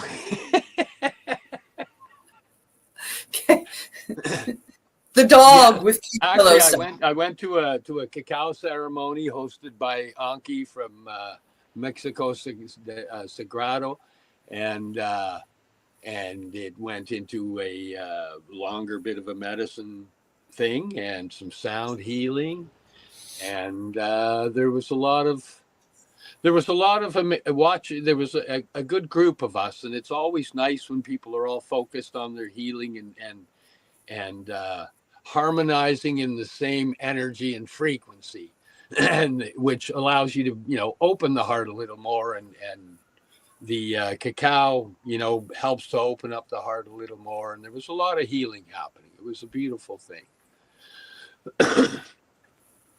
Then we went from that into a mushroom ceremony, and you know, some people will probably think that, oh, you know, you're just drinking cacao, you're just doing mushrooms, but it's not. There's a lot of intent. There's a lot of ceremony put into it, and the you know, me coming in more from a science end, I'm really learning more about the importance of the ceremonial aspect, the gratitude of, you know, giving thanks that the ceremony exists, because without our ancestors having done the research and the trials on finding those medicines, the medicines wouldn't be here for us. So, you know, and then when you take the science end of focused intent and energy and how it can change the crystal structure of water, it can change how a plant grows, how it can turn a person's day from a happy day into an absolute negative, you know, aspect. When you put ceremony into that, you give a gratitude and a positive in such a way that that I actually feel the difference. John's asking, how come there's no mushy moment? Is it not going? There is. I just shared to I've got it now shared to the mushy moment room and to the microdosing room. For anybody watching that is curious, Facebook and StreamYard are having an argument, and they're not letting us share directly. They're not letting us stream directly to group rooms. So I have to go into the Pace Radio Network page and share it to the groups. So both the microdosing group where we usually stream and Mushy Moment where we usually stream, we cannot physically stream to. And I forgot for 5 seconds, and I did get in there, and it is shared now. Oh, okay. Hey, John, it's on now. So hopefully it will pop up on his feed here shortly, and he will be able to watch. So anybody that's watching us on a replay, I just gave the explanation to. It sucks. It's. I think it's a Facebook thing, not a StreamYard thing. And if anybody's interested in, any of those cacao ceremonies or the healing ceremonies, Anki's a sound healer. He's a Bufo practitioner. He's traditional Mexican ceremony on from his lineage, and he's awesome at explaining the aspect of ceremony and the purpose of ceremony, and how the energy flows because of ceremonial aspect, which is a beautiful thing. It's I'm noticing the difference in, I do cacao every day. I utilize medicines every day. And when I'm there and I do stuff in the ceremony aspect, I notice the difference. And one of the key takeaways that he said on this one that I gathered was, he said, the purpose of doing ceremony in medicine is to remember to bring the ceremony into your daily life, because you will use medicine in your daily life. So put ceremony into the medicine. And for the longest time, I didn't hear that, but this time I heard it, and it's like, yes, I do my microdoses every day, but I only do a microdose ceremony once in a while. Why am I not adding ceremony and gratitude into every time I take it? When I do the mushroom powder, it's the same thing. It's plant medicine. Your ceremony only needs to last 5 seconds. Like, you pick up your bottle of microdoses, and all you need to do is invite in the spirits with the medicine you were about to take, and give thanks. And it can take a very short time, and hold it next to your heart and put your intentions in, and then take it. And then once you take it, say thank you once more. That's a mini ceremony. That's all it needs to be it's that simple. But now that I've interrupted, we do have our guest. She is in the back room. Her camera is working. So we can talk about her now and bring her on anytime you're ready. Well, let's talk about her. Let's talk about her. Our guest is Rosie. I don't know how to pronounce that last name, actually. I believe I think it's Ruka. Well, yeah, she's saying yes. Okay, perfect. She runs the cannabis substitution program out in Surrey. She's used cannabis substitution to help her out of her addiction. I'll let her talk about that end of things, but she, she's come from what a lot of people would say is a very dark area and a dark place, into a place of giving back and helping and sharing the medicines that helped her find her way out. So let's bring her on. Welcome, day, Rosie, to the Mushy Moment. Oh, you're muted. Just a second. There you go. There we go. Yes. Rosie, this usually takes up the first half of the show. Our first question. I'm usually the one that breaks in and asks it, though. So the first question really is your story. And why? What brought you to doing what you do? The beautiful things that you do. What's your story? Why are you doing it? Oh, God. And I know you've got one. Yeah. Like Steve said, I guess we don't always get to pick and choose our birth and our day and what we get born into, or who we get born to. And, you know, since my earliest memory, have struggled with my mental health and with trauma, living in care my whole life growing up, you know, bounced around a lot. Inevitably, you know, by the time I became a youth, 14, I was already addicted to crack cocaine. And I was already, you know, working the streets and full blown. It didn't take long, right? Because I already had, I believe, precipitating factors to addiction. And so finding those drugs was like, I found the love of my life. It was a way I didn't have to cope with life anymore, you know, and I could just slide through life and just exist. And then I didn't really even want to exist, right? A lot of abandonment, a lot of, you know, all those issues we face when we go through the trials and tribulations of early childhood adversities, right? You know, by the time I was 18, I had my first child, and she was apprehended because of my addictions. And but that wasn't until 3 years after she was born. I did try to use alternative ways of therapies. I've gone to detox several times, went to several different treatment facilities, and tried all kinds of different healing programs to try to straighten my life out when I had Anna the first time. And I don't know, just nothing ever really just stuck and stayed with me, I guess. And yeah, you know, I ended up progressively going back into addiction, ending up on the Vancouver's downtown east side in 2001, and inevitably ending up on IV drugs, homeless, you know, living on the streets, basically dying, you know, like I was a very, very horrible time. And I stayed down there till about 2008, and then I got clean. I went to treatment. So I chose in the beginning the 12-step abstinence-based program, right?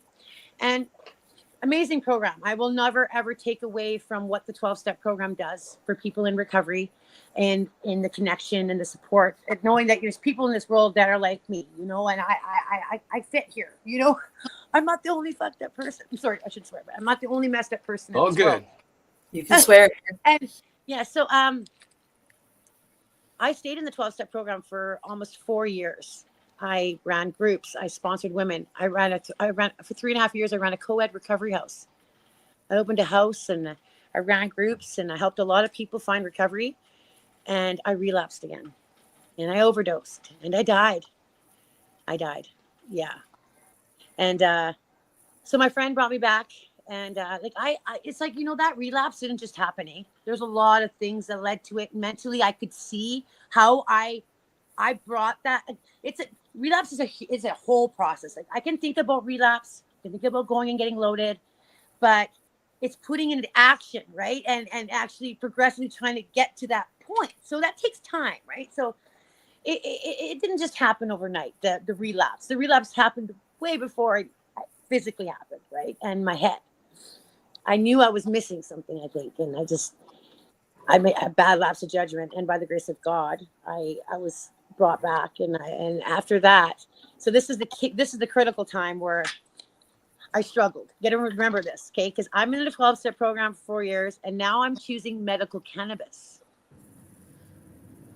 I'm not choosing my DOC, which is heroin, crack cocaine, but I'm choosing to use cannabis as medicine because I've been on all kinds of pharmaceutical medications. Am I still here? I've been on tons. I've been on Dexedrine. Oh, I was 14. They were popping me full of Dexedrine, you know, pharmaceutical crystal meth. Oh, all that stuff.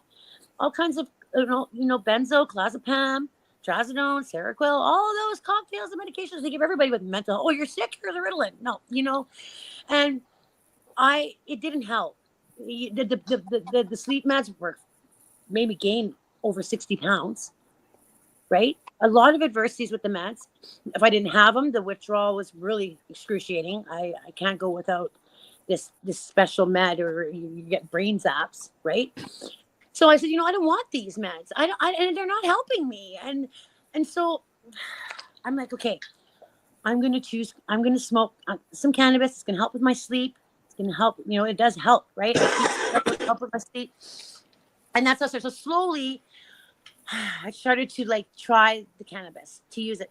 But in my head, I still struggle because I'm like, oh my God, I'm not abstinent anymore. I'm not in a 12-step program. So you got to understand, like, I don't have that support anymore. You know, because yeah, the only desire for membership is a desire to stop. The only requirement for membership is a desire to stop using drugs or alcohol. But you understand, like, you know, like there's a fine line. And if I went into a Narcotics Anonymous meeting and said, oh, I'm clean for over a year, some people would turn their nose at that. Yeah. They would. I had a friend of mine who uses cannabis medicinally. She just took a 20-year cake in Narcotics Anonymous.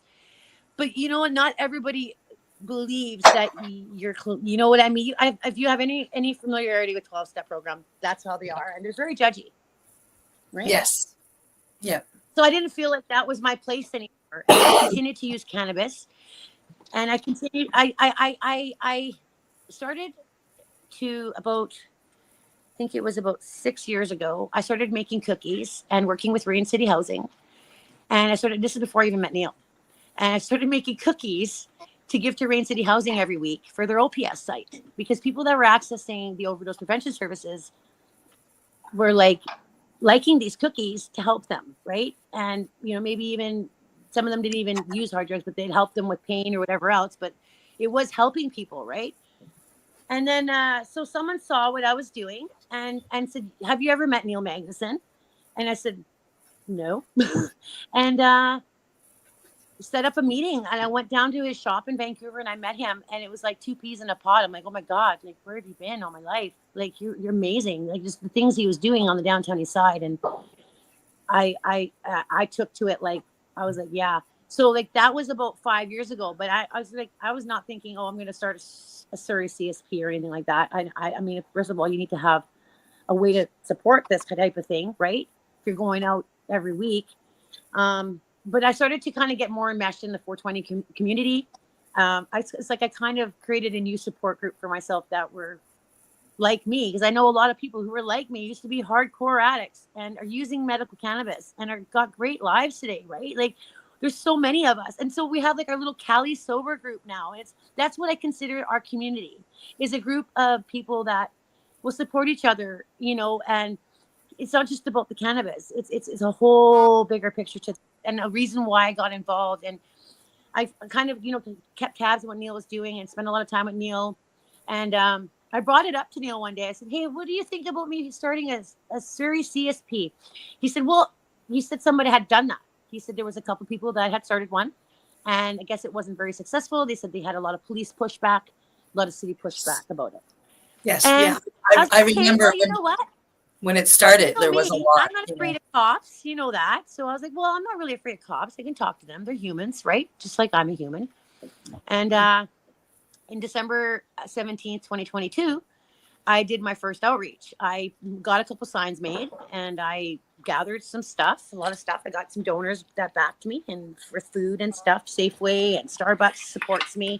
And I go every week and grab these food donations. But you know, it's the Weed Fairy shop that's been the core at a lot of it. And of course, you know, I've had Heisenherb Dan Borscht, who's been a huge supporter of helping me. And you know, he came and joined me for 6 months after 6 months of me starting the CSP.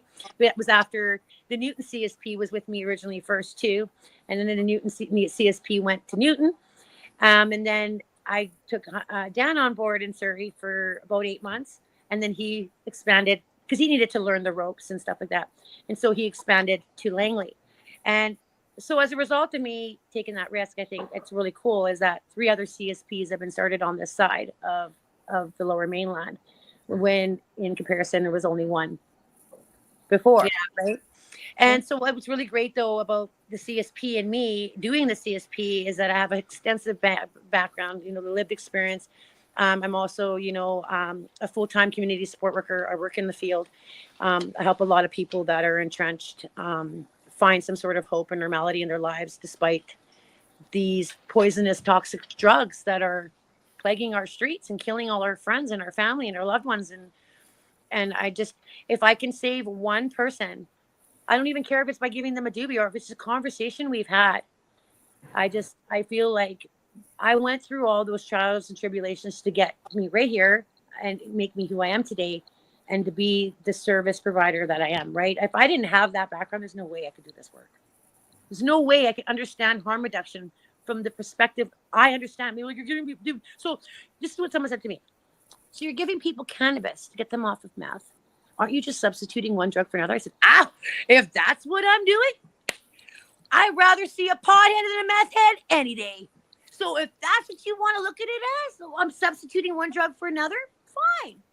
That's kind of the name of the program. Is In a harm cannabis reduction, in a program. harm reduction eyes, I'm reducing the harm involved in his meth use, which is a lot more harmful.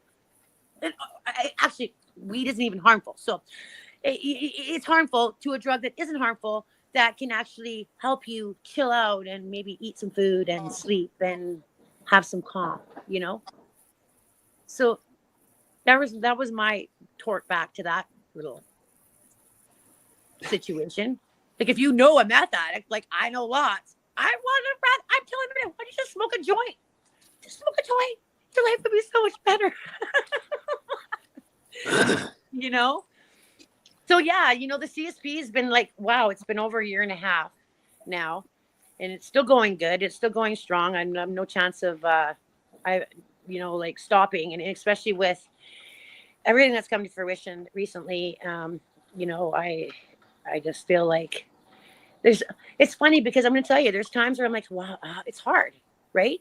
Every week going out, finding the supplies, it's hard. It isn't easy. And I'm like, oh, but something just keeps pushing me to do it. And I don't know if it's divine power. I don't know what it is, but it's like, no matter how many times in my head, I'm like, I don't want to do this anymore. You know, we all get there, right? I feel like maybe I'm not making a difference. We all go there too, right? I go, yep. Whoa. I go, whoa. No, it's funny. I'll go to an outreach, and then somebody will say something to me like, you realize I look forward to seeing you every week, Rosie, or, hey, you gave me that cookie last week. I haven't drank all week. Yeah, it's the thank yous that come back. That's why little I bonuses. do it. Magic. Yeah. That's why I do it. Yeah, it's hard. It's hard not to when you get those back and you see the lives being changed, and you know. But stuff doesn't work for everybody. There's some people that it might not work for, and you know, a lot of it's mindset. You know what? If there was a cookie cutter solution for addiction, then we wouldn't be here. People would be able to go to treatment, spend 90 days and get clean, but it's not easy. This is a mental, physical, spiritual, emotional disease that encompasses every part of your life. And the drugs aren't the problem. It's you're coping. You're coping with life the way you know how, and it becomes normal. Like I'm telling you at work this morning, like just, you know, like the poor youth, like I work with youth right now that are very like brain injuries, in addictions, and pulling up shopping carts and garbage bins full of, you know, stolen power tools. And I'm like, he's like, oh no, you know, and I said to him, I said, you know, like, I try to explain to him, you know, you're taking someone's livelihood away, but I also try to say to him, like, but he goes, you know what, Rosie? He goes, I know I'm a fucking idiot. I said, no, you're not. You're doing what you know how to do and how to cope with your life. You're not an idiot. You're desperate. Right? Now, if I could get that kid on weed, he's like, I don't smoke weed. It makes me psychosis. I'm like, what are you talking about? What are you in right now? Yeah. What are you in right now, man? Oh, fuck. It's funny. A lot of, I find that a lot of people that are addicted to meth don't like to smoke weed, eh? Well, they don't want something that brings them down. The reason they're doing the meth is because it speeds them up. Yeah. They like the life goes by faster. Where am I? Yeah, I guess so. No, it's I'm congrats on it being a year and a half and going strong. That's good, and on it expanding. That's great. And you know what's great though is I've actually have made rapport with in Surrey's new Surrey Community Action Police Force. Like they've come and sat in the parking lot, and I explained everything I was doing, and they were like, you know what, we're not going to stop you. You know, like what can they really do, right? you're giving stuff away. So they all know me. They're all aware of me, but they have never harassed me.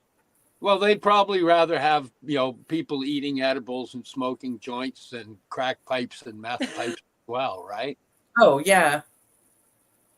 Yep. Yeah. For sure. Yeah. True. And at least there's an alternative. I know Jessie was out there one day and she showed up at your CSP. Your daughter came to the CSP. She sure did. A couple times, actually. She speaks quite highly about it and helps a lot of people. Yeah. Yeah, she's come a couple times. Yeah, I've seen her there. It's awesome to hear. Yeah. Hey, should we? Oh, look at you point. Oh, my hand was pointing too, but I was pointing the wrong direction. It's time for us to take a break. Time to check out our sponsors, pay some bills. You're here with us live on the Mushy Moment. PaceRadio.net, streaming everywhere. And we'll be right back. You're listening to the Pace Radio Network here at PaceRadio.net.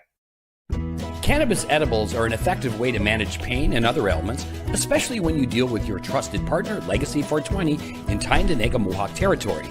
You see, we lab test every product on site to ensure proper dosage every time, which is critical when consuming cannabis edibles. All Legacy 420 edibles are made by our classically trained baker and chocolatier, and we also have super tasty vegan options. Our baker has been in the industry for 25 years. She's also a chocolatier. Everything from savory to sweet, your chocolate bars, brownies, butter tarts, you name it, we make it. Talk to our knowledgeable Cannatex about our incredible variety available. Give your trusted partners a call. Legacy 420 out on your road.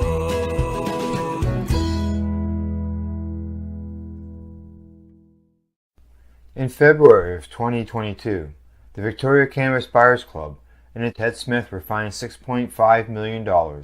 This for helping 8,500 patients with access to medical cannabis. In our interview with Ted, he spoke to us about how people can donate to help in an upcoming court challenge. And here is part of that interview. From what I've seen lately, I believe that you've got something that you're trying to do as far as fundraising to deal with this next court challenge. For now, people can write checks directly to Jack Lloyd Law Corporation or send e-transfers to save the VCBC at gmail.com. I guess those are the two easiest ways for people to help right now. Pace Radio is the People Advocating Cannabis Education Radio Network.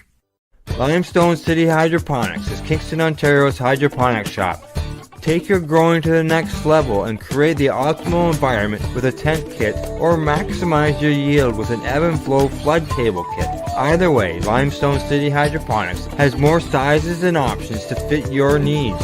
Are you looking for the power of the sun that adapts to your budget? Then look no further as they have professional grow lighting. They have indoor grow systems that are easy and cost effective with many options to fit your living space and lifestyle. Cultivate your growing potential. We have everything you need to succeed. And if you can't make it to the store, they offer local delivery to the greater Kingston area. Remember, when you're looking for experts to help you grow, then look no further than the locally owned Limestone City Hydroponics, 105 Sunderland Drive in Kingston, Ontario. Call them at 613-548-0420. Enjoy the buzz of legalization with Campbellford Lifestyle Shop. From lights to plant nutrients, books, consumption accessories, and more, we've got all your basics to grow or consume cannabis. Visit our info center or take a look at our piercing services and body jewelry, now available in-store through Campbellford Lifestyle Shop, 17 Bridge Street West, Campbellford. We are people advocating cannabis education here at PaceRadio.net. Welcome back to the Mushy Moment, streaming live to you here at PaceRadio.net and everywhere. We're back with Rosie from the Cannabis Substitution Program. Amazing. Rosie, you've got quite a story. I resonate with a lot of it. having shares some, the few similarities. I come from a life of addiction myself, and other things caused it, childhood stuff, of course. I want to commend you on all of the steps that you've taken, the 12-step program when you did that. I mean, just amazing. I'm so proud of you for taking the steps that you've taken, for getting sober, and for deciding to share those gifts with other people in the form of giving back and showing other people the steps that they can possibly take. I think that's commendable and amazing. And, I hope and pray that you reach not just one person, but 100 people, and that those 100 people reach 100 people, and those 100 people reach, and it continues on. And I see it, growing and becoming something spectacular. And, there is a personal connection. You having helped, Steve's daughter. When I saw the picture of her that you guys took, like somebody was taking pictures for CSP, and you guys made a post about how you guys were out that day. And I'm like, oh my goodness, that's Steve's daughter. And then later on in the evening, Steve and I were talking, and he goes, yeah, so Jesse was out and met Rosie. And I'm like, the picture's right here. I know, right? So, and I've met you at a number of different events that I've been out there for, just trying to raise awareness for this beautiful plant and others, because cannabis is an amazing plant. I often refer to it as my gateway medicine, because it led me to mushrooms, which led me to iboga, which led me to other beautiful medicines that help me fight my CPTSD. And I'm doing okay, right? Something I wanted to bring up, just as we're going along, you told us of how you found out about the CSP and how you started it.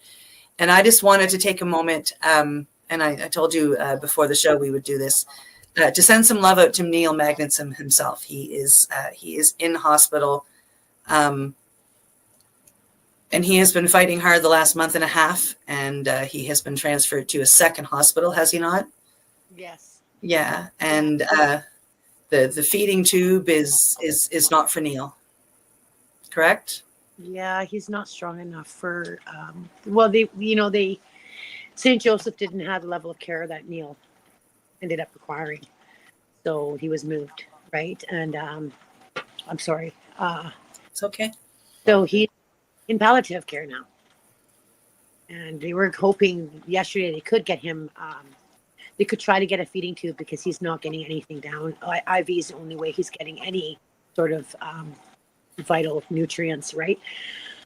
And they said, I guess as of what I know right now, he's just way too weak, and he keeps he hasn't been so down as he has been in the last 3 days. I know some of his comments. I'm saying my time is short. I guess when we're going, we know, right? But he's still posting positive love, which is a beautiful. Yeah, I mean, all of his posts are the strength, the grace. You love it. Yeah. So I don't know if you know, but 420 this year was a little bit of a fuckery again. Always is. We were all supposed to be together, and I know that didn't really happen, and it was fine. I believe that there was a protest and there was a party. There was. 420. So the wonderful party that they had at Victoria Hall, great party, great turnout, I see. And, kudos to those guys. And we needed all the support we could get at 420. It was Neil's dying wish that the community came together in his right for all the hard work he'd done. Oh, how many years he's fought for where we are today, even with having a slight stupid legalization, legal lie, but still, it was a no-brainer for me. I'm gonna, we're gonna have to make this happen. And we didn't know what to expect. It was not planned. We didn't even plan the date. We just showed up. We said, we're gonna go there. We're gonna protest. And it ended up being thousands of people there. It was beautiful. All the pictures. Live cannabis to the crowd for him. It was epic, right? And that thing is the thing with this 420 was the first 420 we haven't had, Neil. In a long time. And Cannabis Day is coming July 1st. We've already got that off the ground. We have a huge headliner coming in. We're going back to the art gallery. This is a political protest. This is not a party. This is a political protest. There are going to be countless speakers. I think Sterling's going to come from Saskatchewan. Glenn says, and do some emceeing for us and share too as well. We got Dana Larson, who's a great. Yeah, and anybody else, you know, I know it's hard. You were just out here, Cindy, so I know traveling that far, right, is difficult. But you know, we're going to do we're going to go to the art gallery on July 1st, and Neil's in the background planning all that too, right? And I don't know, it's going to be tough, man. It is. It is. It's going to be tough, but you know, he is. He's had the last month and a half. He has been sending some beautiful messages the last week or so. Every message that he posts is positive and trying to get people to love each other and stop listening to rumors and listen to your heart. There's so many gross things he said that aren't even true all the time. About, and I don't about so many different people, and it's a sin. Yes. And, you know, and I'm loving seeing the messages. Backlash. When you're loud like me, you get a lot of backlash. Right, Cindy? I'm sure you've heard stories about me. No, you know, I've never. And not all of them are untrue. I'm going to admit that not all of them are untrue, just so you know. Never heard, and not one bad thing about either of you wonderful people. Oh, I'm sure. I can tell you some. I can tell you the stories. Yeah, me too. No, I haven't. But Neil, like, I mean, you know, we have to pick up the torch and keep it going. That's what I'm doing.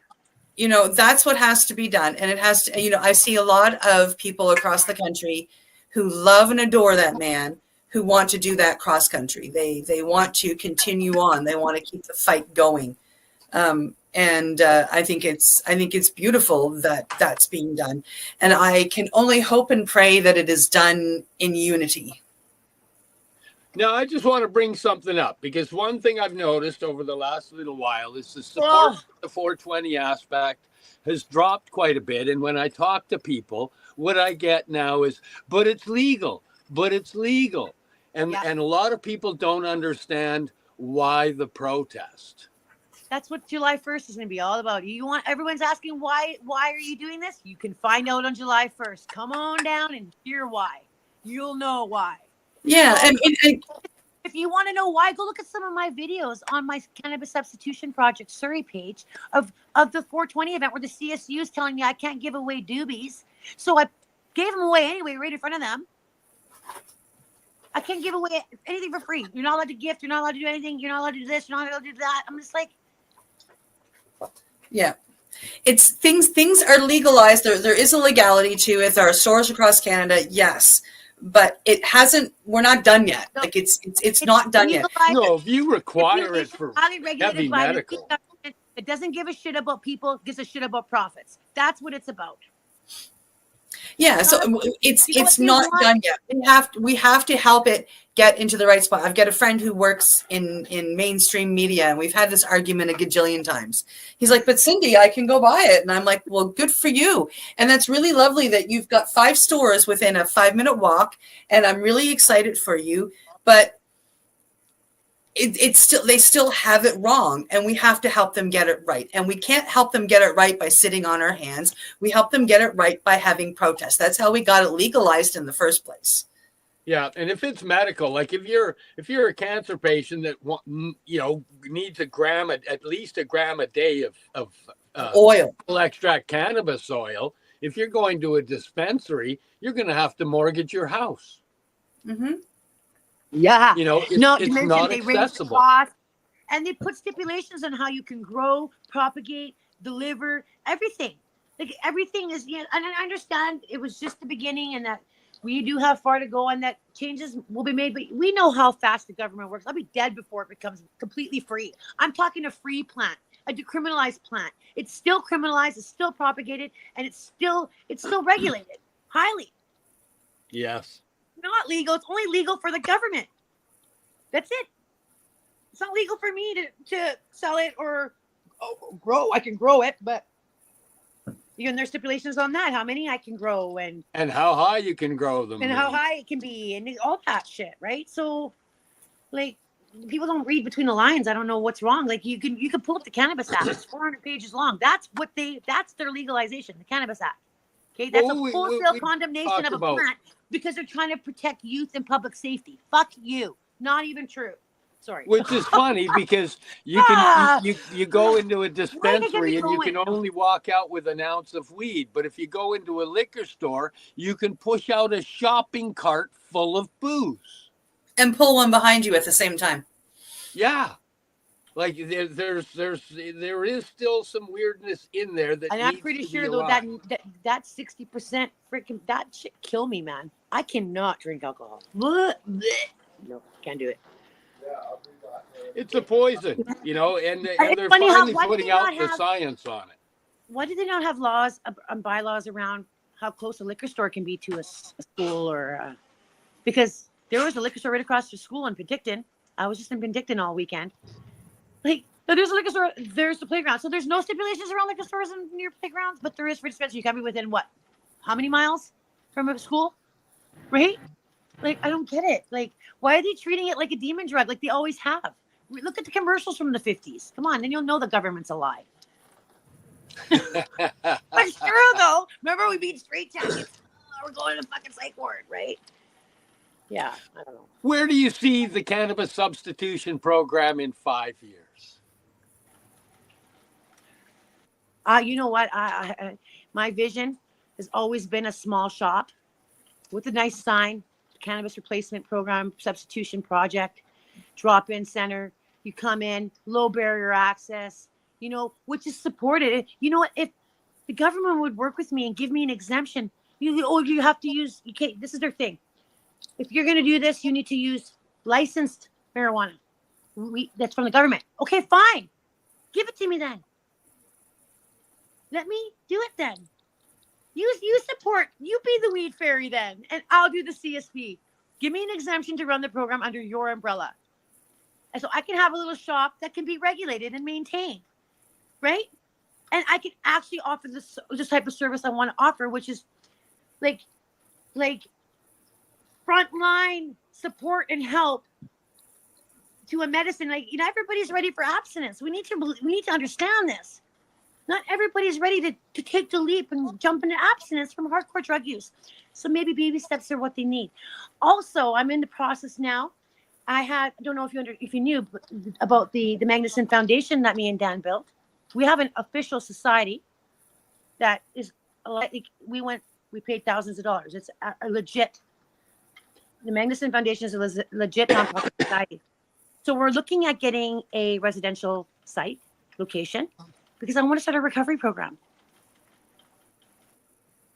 That's, you know, if you need to smoke a doobie, do some edibles, I'm going to kick you out. Like, you know, I'm going to tell you something. I'm in the recovery world very well, too. And in a lot of recovery houses in Surrey, you smoke a doobie, you're back out on the street. What? Why? Why? They smoked a doobie. They didn't smoke meth. Like, because they can put another person and get another $1,000 for that month. You're not abstinent. You're not abstinent. See the gap I'm trying to fill here? Like, so okay, now if there's a guy in the recovery house that smoked a doobie and says, oh, I want to use cannabis, I can't do abstinence, could go to Rosie's house. I'm filling a gap. The guy isn't going back into full-blown freaking street mode. He smoked a doobie. You hear what I'm saying? Like, I hear and it all I the watched time. that. I watched some of it I go on the because of street the when I smoke shunning some that weed. came along. Yeah. Yeah. And the guilt factors that they would have. I Mhm. watched it happen. Yeah. Like they stuck a needle in their arm. It's like, do you realize it was a doobie, right? See, I'm such a harm reductionist. That's where my perspective. How do we reduce the harm involved in toxic, harmful substance use? How do we do that? And I just use myself as a vice to do that, because I used to be a hardcore IV drug user. I've been clean over 15 years. And I'm telling you, 15 years ago, you would ask me where I've been in 5 years. I would have said dead, hopefully. That's what I would have said to you, because I didn't want to live. So if that didn't tell you how much medical cannabis has saved my life, my perspective, my whole being, I don't know. And I'm not, you know, like people have this view of cannabis, like we sit around and smoke weed all day. No, I work full time. I have raising 2 boys. I run a CSP outreach every week. I do all kinds of things, you know. I maintain a household. I have dogs. I have animals. I have a life. I don't just smoke pot and like veg out on my couch all day and eat food. you know? So like even removing those stigmatic, you know, visions people have and perspectives people have is huge for me. Educating people. Like, it's not about getting angry, it's about education, you know? Like, you're obviously not properly notified, right? Or informed. So that's my goal. It's just to educate people and bring down the walls that have always been built around a plant that grows freely out of the ground, that saves people's lives, that, you know, saved my life. I don't fucking think I'd be alive today. No, I've met quite a few people that it's had a hand that they, you know, them using that medicine has made their life a lot better and the road a lot less rocky. Yeah, it's trivial, you know, like trivial. And finally, after 6 years of being out of the 12-step program, I've kind of come at peace with it. And I will, you know, I thank a lot of the community and that I've been surrounding myself with, like a lot of you guys, you know, and getting involved and getting my voice heard, because the story is powerful. And that's why I try to share it, because a lot of people have shame. I have no shame. I have no shame telling you I used to dumpster dive for pop cans because I wanted to get unsick. I have no shame in my story. It is what it is. You know, that's not who I am today. And drugs make you desperate, a desperate person, right? So yeah. Yeah. And the things of your past, you know, they just define who you were. The things you do now define who you are. That's right. Or what I did at the time with what I knew how. I say that too. We cope, right? We all have coping mechanisms in life, right? Like, we're using healthy coping mechanisms now. Like, if I'm mad, I can go for a walk today, not just, you know, suck on a pipe, you know? Or if I'm angry, I can breathe and I can calm down today. I don't have to like use something external to get myself out of that emotion. You know, I can, and then, you know, just, I have so much respect for the plant, like the cannabis plant. I as well, Cindy, you know, have tried using, I've microdosed mushrooms as well. Ashwagandha. I've taken a lot of adaptogen herbs like shagan, reishi mushrooms, lion's mane. I use all those things and I truly believe in them. And I think they're awesome, eh? They're there for a reason. They're put on this earth for us to use. And people have used it since the beginning of time, thousands and thousands of years. Why do you think people used to chew on coca leaf so they could hunt all night? Right? Yep. So it's all about respecting nature. Yeah, you know, like, I don't agree. Some people can't use cannabis. It doesn't work for them. It doesn't work for everybody. That's very true. That's okay. Because a world of billions of people, we're not saying that it will. But if there's someone that and will, there's lots then of hallelujah. plants, right? Huh? There's lots of plants. If that's not the one that's working for you, start trying some of the others. I know I got a lot of people to try out some microdose chocolates, and I've turned a lot of people to those too. They're like, wow, like that like changed, like it changed my whole mood. They say, and I go, yeah, I know. It resets your brain a little bit. Yep. Gives you a reset. If you do a macrodose, you know, I find if I choose to do a macrodose maybe every 3 months, because it resets my brain. If I do a macrodose, not a microdose, like a macrodose, like I'm talking like a gram or two, right? Yeah. And it resets my brain into some kind of, I don't know, I can't explain it, you know, maybe, but. Yeah, listen, you don't have to explain it. We understand. Yeah, I haven't tried Kako though. I've not tried that. Oh, well, you should try it. Well, I wish I could. You're all the way on the other side of the frickin' Canada. Right there. Oh yeah, I guess it could. He serves cacao as well. Steve. It's beautiful medicine. Come on, Yeah. you live in the same part of the earth as me, right? I am. We can set up a cacao ceremony. I'll invite you in. Ooh. You and it's such a gentle, loving, kind medicine, and I find that the general consensus for most people as they leave the medicine, I talk to them the next day, they are filled with, they explain it as, I just feel unconditional love for everybody and everything. Oh, That's really? that's the effect they're getting, and it's so beautiful. Interesting. That's interesting. And the Cool. best part is there's a whole bunch of science behind how good it is for your heart and what it does for your immune system. Really? Yep. Oh yeah. Yeah, it's cacao is a magic food. Powerful herbs and plants that can heal our bodies. I believe our answer to all these shit that's going in our bodies, like cancer. To be, Yeah. it could be prevent. I don't think you can actually, I don't know about getting rid of cancer, but for preventing it, there are ways to do that. Yep. Right. So Yeah, you got to keep the toxins out of the system. That's the big thing. Whether the toxins come from your environment, you're coming in through your ears, your eyes, your lungs, your skin, but you've got something toxic in your environment, and you need to modify it and make some changes. And I tell you, we're programmed to eat a whole lot of shitty food and drink a whole lot of shitty drinks. There's a lot of the stuff that's marketed as good for you. Like, it's not so good.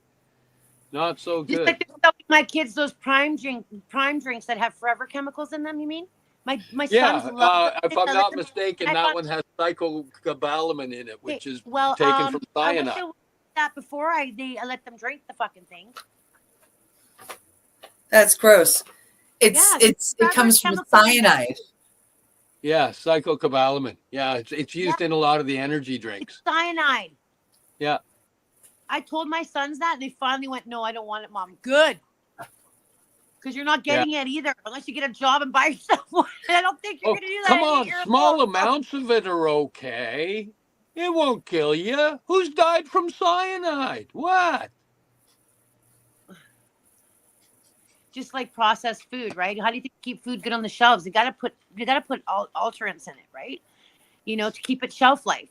So like, what is it? It's not food they're using to make it shelf life. It's chemicals and garbage. Like, listen, our fruits and stuff should not look so good.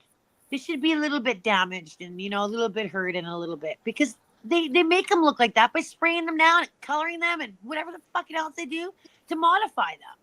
If the bugs I'd rather don't eat a want brown to eat banana them, than a freaking if the What? bugs don't want to eat them, do you really want to eat them? Exactly. That's terrible, man. Gross. Put Whoa. the grocery chain up in one sentence. If the bugs want them, we eat them. But they look good, and we buy with our eyes. That's exactly. Oh, that's true. It's anything with food. It's a lot about smell, sight, right? That's what attracts us to the food. If the food looks gross, like it looks like a pile of poo, you probably don't want to eat it. You're like, bleh, but it may taste good, maybe chocolate ice cream. But if initially I look at it, I can't eat that. I don't care if it's ice cream. I don't care if it's like golden sugar. I don't want it, right? That's what- Golden sugar. Ah. That was my impersonation of Homer. So I guess I'm going to be on the other TV show today. Which the other one? THC show. The which? The THC show. Me and Dan tonight. Oh. Oh, nice. On Neil's show. That's because Glenn's been filming for him, so he asked if because he's running out of ideas. So okay, we'll come down and help you. So we'll be on That'd be I did awesome. down there. Yeah. Yeah. Yeah. Hey, if people want to get a hold of you and find out more, or if people want to donate or help you out, how do they get a hold of you? Okay, so there is a website up and running now, the Cannabis Substitution Project.ca is the website. And there is a donate button on the website. If people want to donate, they can scroll to the bottom of the main page. They can kind of look over some of the work we've done, some of the things we're doing. I have a lot of work I'm still doing to the site because I built it myself.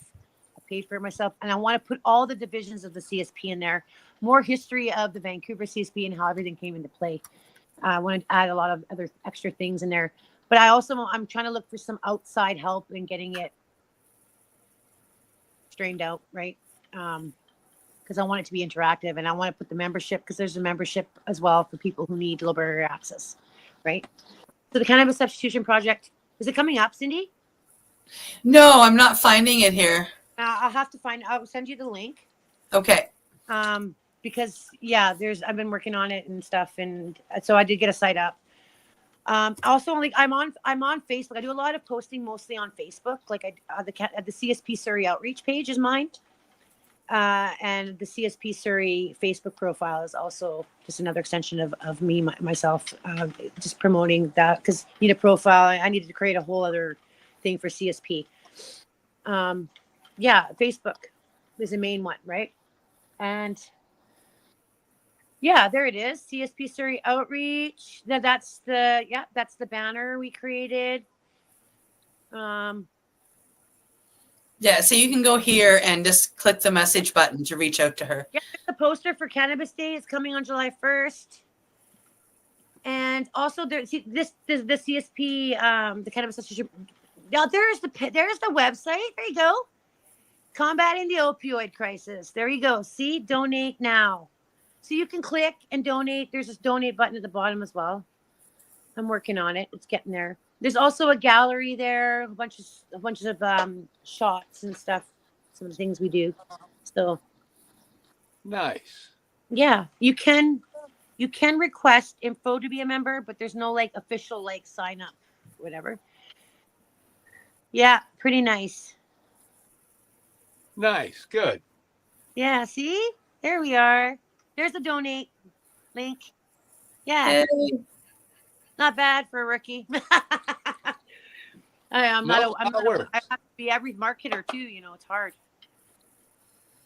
Well, hopefully you'll get people working in behind you and coming along with you. Well, when I paid for the site and started working on it, Neil was on board, right? And I said, Neil, how come you don't have a website? And he's like, oh, I've never thought about having a website. I'm like, but I bet you a lot of people look for you online. He's like, oh. So I said, well, I think I'm going to put one together, Neil. And he's like, okay. And so, I wanted his feedback now that he's got sick. I'm just kind of having to, I don't know. I'll go there today and touch base with the crew. And yeah, so you are heading to the hospital to visit Neil when we're done here. Well, I'm going to his shot first and go do the THC show. And then Danny and I are going to go over to the hospital. Okay. And see Neil for a little while. I thought the THC show was right because in Vancouver. No, Cannabis Culture. He posts. It's called the THC show, but he usually does it off of the Cannabis Culture page. Yeah, and that's at 4. You guys start at 4:00 your time, correct? Yeah. Yeah. Right. Oh, so you're by then, is it like 9, 10 o'clock there? Yeah. Yeah, it's much later here. Yeah, I'm 4 hours ahead of you guys. Oh yeah, that's right. Yeah. But when you go see Neil later on, please take love from both of us here, all of us here, not just both of us, but all of us here. He's a big influence in this natural medicine world, and we love him dearly. He's been my mentor. Yeah. Especially when it comes to this program, this harm reduction program, laying it out and the vision and the mission he had, and creating the Magnuson Foundation. He's not going anywhere in vain, and we're gonna have a society. It's already built. It's just a matter of getting the mortar and bricks put together, and really being able to do the work Neil always wanted to do. Right. And so that's the next step. Okay. We are at that time. So is there any last little bit that you would like to share or say before we go? No, I think I'm good. I just want to say thank you for inviting me on the show. I appreciate you guys giving me a platform to share. Thank you. Thank you for coming on. Yeah, no, that's really awesome. I really appreciate that. And I look forward to getting to know you guys better as we move down through this journey together. And I'm sure I'll see you again soon, Cindy. Right? Oh, absolutely. Yeah. We're already planning 420 next year. Nice. Hopefully, you guys were planning 420 next year before 420 this year was over. The mayor's already programming how to block you from 420 next year. Oh, what are we gonna do? The art gallery? She's coming back. We know it. But she's not going anywhere. Oh, that redhead. Oh yeah, I'm coming. You will see me a mile away.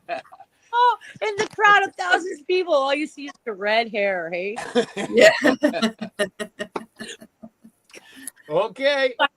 On that note, it's that time again. So thank you for joining us here. Thank you, Rosie. Thanks for being with us on the Mushy Moment with myself and my awesome co-host, Cindy. And we're proud to be coming to you live from paceradio.net and streaming everywhere. I even learned you can find us on Spotify. Oh, that was cool. Do that again. I have no idea what I did. I don't know, but that was cool. That was. I thought you did it. No. Wow. Okay, well, Interesting. we should go. Okay. Bye, everybody. Bye. You're listening to the Pace Radio Network here at paceradio.net. The opinions of the individuals during this broadcast are their own, and may not be the opinions of their group or other organizations they may be involved with. All medical advice during our broadcast is not a medical opinion and should be checked with your medical physician. When you have a pain that's reached its peak, Legacy for 20, it's so unique. If organic cannabis is what you seek, here's your trusted partner 7 days a week. Suppository salves, vapes and drops, topicals, edibles, infused pop. Just when life seems like it ain't easy, at Legacy 420, enjoy a pop freezy. Lab tested products, make them the GOAT. Legacy 420 out on your road.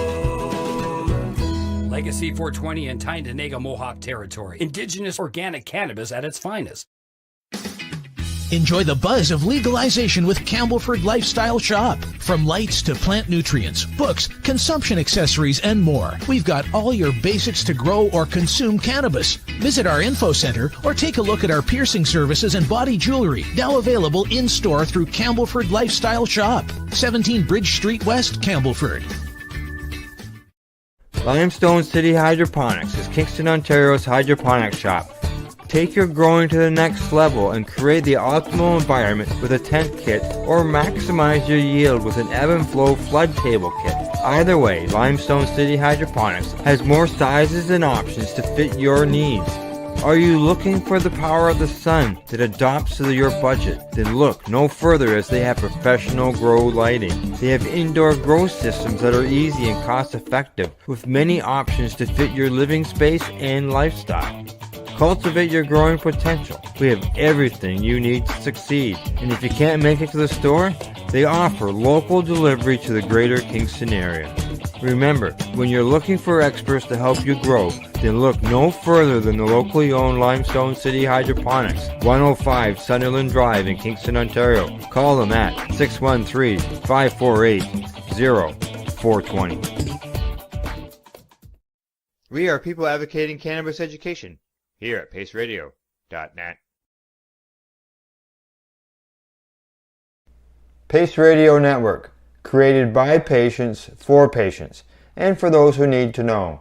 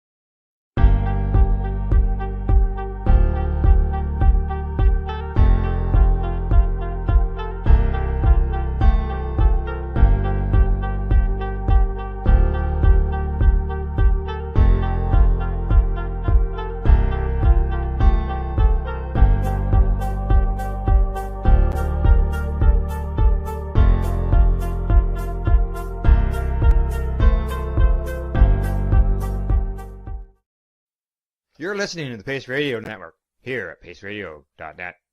The views expressed by the individuals during this broadcast are their own opinions, and they may not be the same as those of their group or other organizations they may be involved with.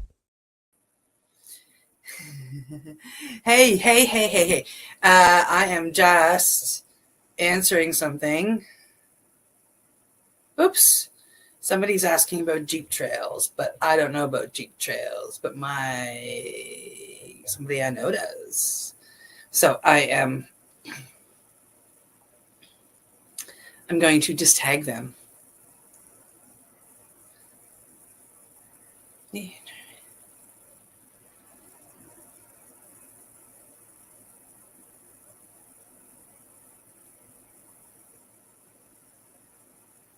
Oh my goodness, I'm so sorry. It's okay though, because I see nobody's in here yet, and that's all right. Takes everybody a minute. Yeah, just takes everybody a minute to get out. Takes a second for it to get out there and all that wonderful jazz. So meanwhile, I'll just talk to myself. I'm going to smoke this joint. I am smoking some Cheetah Pea, or AKA cat piss. It's a really great strain. You've heard me talk about it many times. It's a great strain. I love it. Yay. Oh my goodness.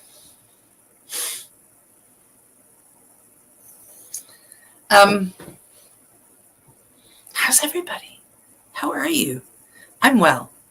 I'm doing well. I just came from having supper. Like I sat down at in front of the computer at 6:59, 5:59, really depending on where you were. Like, I mean, I sat down with less than a minute, and then I sat here. It was like a long minute to wait to hit that go live button. So, yeah, and I lit my joint. I'm gonna smoke my joint, have a chat with you folks, give away some stuff.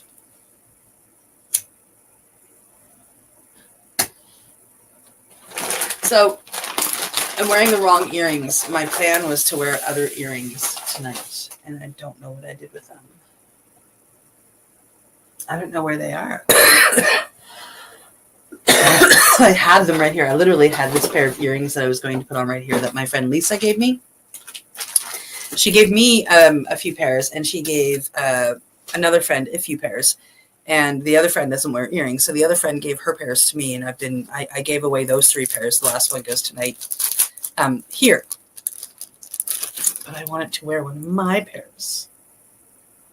Actually, I have 4 pairs that I kept and 3 pairs that I gave away. They are these amazing cannabis teardrop earrings. Look at that. I love them. I love them. So I wanted to wear mine tonight because I haven't worn a pair of them yet. My other ones, I don't know what I did with them. These are the ones I kept out to wear. So these are the ones you get to see. Just these ones.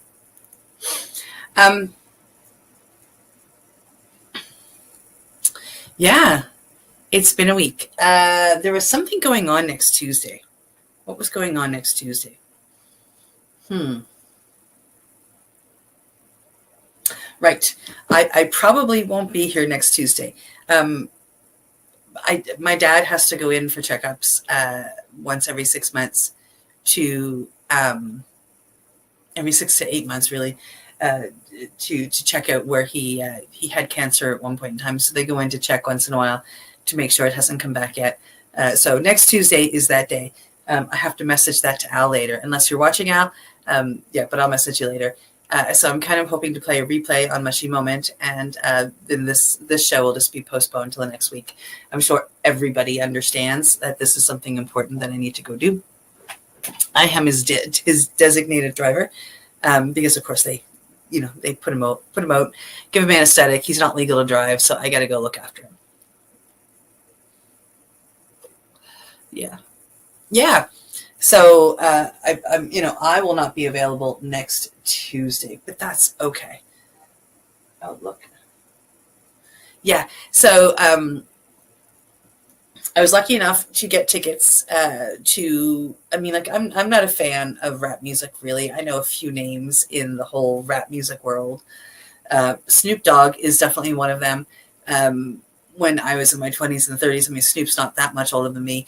He was really coming out as a star. He had this persona, this facade that they gave him to have. Thank you. And, you know, and that whole bit. And, you know, he was known as this crazy drug using, whatever. And, you know, like I wasn't really into rap, but I mean, he was always in the headlines. You were always hearing something about him. So I knew who he was. I knew some of the songs. I did go clubbing a lot back in those days. So, I mean, some of his songs were played there, you know, Snoop Doggy Dogg, Snoop, don't make me sing. So yeah, it, you know, I know who he is. Eminem's another one that I know. And then a few around Eminem, like Dr. Dre. Yeah, so I know a few names. But Snoop Dogg is definitely one of them. He was one of the biggest ones. So I got tickets to go to the concert. I'm going to know like 1/1,000,000th of the songs. I'll probably know like 2 songs that he plays. And that'll be it. But I'm going, and I'm going for nostalgic reasons. It should be a blast. I'm actually taking my daughter. And then we just announced today there's an after party after the show at one of the local taverns. And you know, apparently Snoop Dogg is going to be there along with the 3 main members of the Trailer Park Boys. So it's just like, oh, man, I should check in to get tickets for that. Those tickets are almost twice as much as what I paid for the concert tickets. So as much as I would like to go and, you know, keep the nostalgia going, yeah, no. But that's okay. I'm sure it'll be fun for the people that do go. Absolutely. I'd be shocked if it wasn't. Hey, JJ, how are you? Well, you know what I haven't done yet? Here I am talking to you guys, and I haven't even filled out the wheel yet with the names. But that's okay, because I can do that while I'm chatting with you guys. So this weekend coming up, my grandchildren, they are both in cheerleading. And so this weekend coming up is their year-end extravaganza. I'm super, super, super excited. I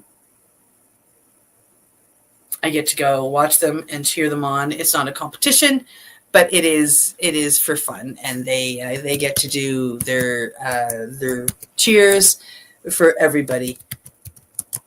I'm super excited. So now I'm just typing out names onto the thing. I could put this live. You guys could watch me do this, right? It's not really that exciting. I did get all of the packages together, by the way, and I will get them. They're not in the mail. I tried to send them off with my dad, but he forgot them this morning. So I am heading out tomorrow, and I will get them off in the mail. Oh, look, Amy hasn't really been in one before. JACINTHE. Guess who I'm doing? That was JJ. Sorry, guys. But I've got it done. It's all done. I'm super impressed. Whew. So I apologize. I should have had that done, but I was cooking and then I was eating. And like I said, I sat down with like a whole minute to spare. And I totally forgot about getting that done. So my apologies. My apologies. Hey, Dee, how are you? Oh, things are great. Aw. Aw. Yay. Leona's going to go visit JJ. Yay. I wish I was going to be there. That would be so awesome. You know, that would be really cool. I'm coming up. Oh, I'm going to go as far as New Brunswick. I'm hoping in the middle of June. And then in July, I'm hoping to make it all the way to Ontario. And maybe at the beginning of October, I hope to make it over to Newfoundland. Those are my trips that I'm hoping to have this year in the van. With any luck. So as I know dates for sure, I will let people know. And if I can meet up with people in my trip to Ontario, that would be really great. I would really, really, really love that. And so I hope I can make it. Like there is the pot fights that's happening at some point in time in Hamilton. I'm hoping to be able to coordinate that, to be there for that. But it all just has to work out with the dates I have of things that are going on here. Of course, I have a wedding that I am officiating, and I have been lucky enough to get some concert tickets to some different things. And my daughter's birthday is right in the middle of the whole thing. So I definitely want to make sure that I'm here for certain things and travel in between them. Oh, I can't wait to see you, Leona. Yeah. Hopefully we can, hang out a little bit longer this time. Maybe have a campfire, smoke some joints. I think it'll be awesome. I'm not going to stay in the scary part of town. I was staying right in the middle of everything last year. When I say that, and I found it hard when I was traveling across Canada because I wasn't sure how cities were set up. But I was very close to the area where a lot of people were suffering, and it was.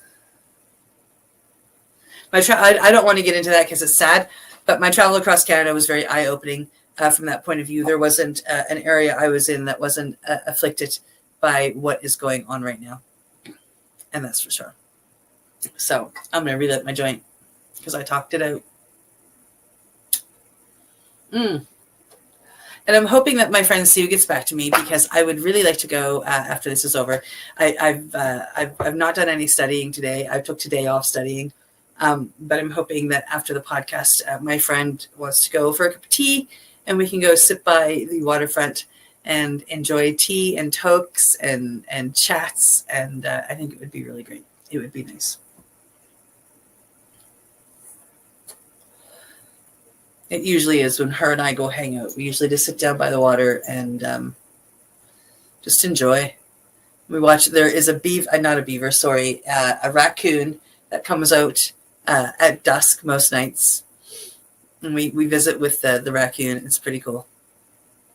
Pretty cool. I'm hoping to have a cacao ceremony on on Thursday here in my home. I'm not hoping. I'm going to. I have been asked if I will do a full moon one. That happened here too, Teddy Lynn. That happened here too. So I'm hoping to have people in on Thursday. There's been one lady that's asked me to do it, so I'm pretty sure she'll be here. And I've opened it up to other people. Whether other people come or not, I don't know, but we shall see come Thursday. Cacao is an amazing medicine. If you like chocolate, this is the medicine for you. It is a master. I get knots in my hair. It's a master plant medicine. It's absolutely spectacular. It helps with so much. One of the things that it's known for, coming from the Mayans, the Mayan tribe, is it helps with heart health, both physically and for real and emotionally. It helps with heart health. The Mayan tribe actually have no heart issues in the whole tribe. It's really kind of neat. Yeah. No heart attacks, no high blood pressure, none of that. There are no heart issues within the Mayan tribe. It's, because they sit and they drink it on a daily basis. Middle of the afternoon, everybody takes a break, everybody has a cacao, and everybody enjoys it. And hey. So it's really cool stuff. It's, and you don't have to drink the ceremonial stuff every time. The ceremony is it's part of the healing. But if you were just looking for the physical healing, just drinking cacao on a daily basis will help your heart and will help your blood, as well as help you fight other diseases such as asthma and cancer. It'll help boost your stem cells. Your stem cell production in your body. And after a certain age, that cuts down by like 50%. So that's why we heal slower as we get older. And if we can boost that stem cell production, we'll heal faster, we'll heal better, and we'll heal stronger. It's cool stuff. Really cool stuff. What are you saying, Teddy Lynn? Yeah. So everybody, I have these express flat rate boxes. Everybody should have everything, hopefully, within a week. They're usually pretty good at getting where they need to go pretty quickly. The one going out to BC, out to Victoria, or Victoria area, Vancouver Island, that'll probably take a little bit longer, but going to Newfoundland and Ontario should get there pretty quick. And then everybody can have their stuff and it'll be awesome. Yeah. Yeah.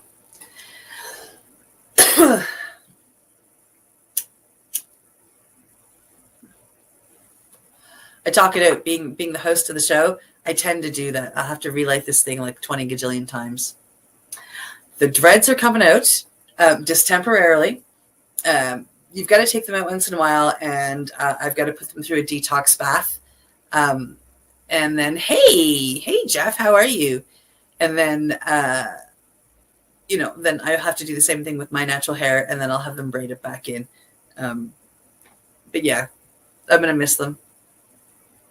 It's going to be really weird because my head it'll feel so light, right?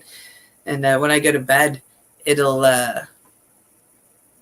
feel weird to sleep without them for sure. But it must be done once in a while. Take them out, detox them. Yeah, it's that time of day. What time is it out there? It's like 3:15, almost 20 after 3. 4:20 is coming up, my friend. For those folks out in BC, sure is.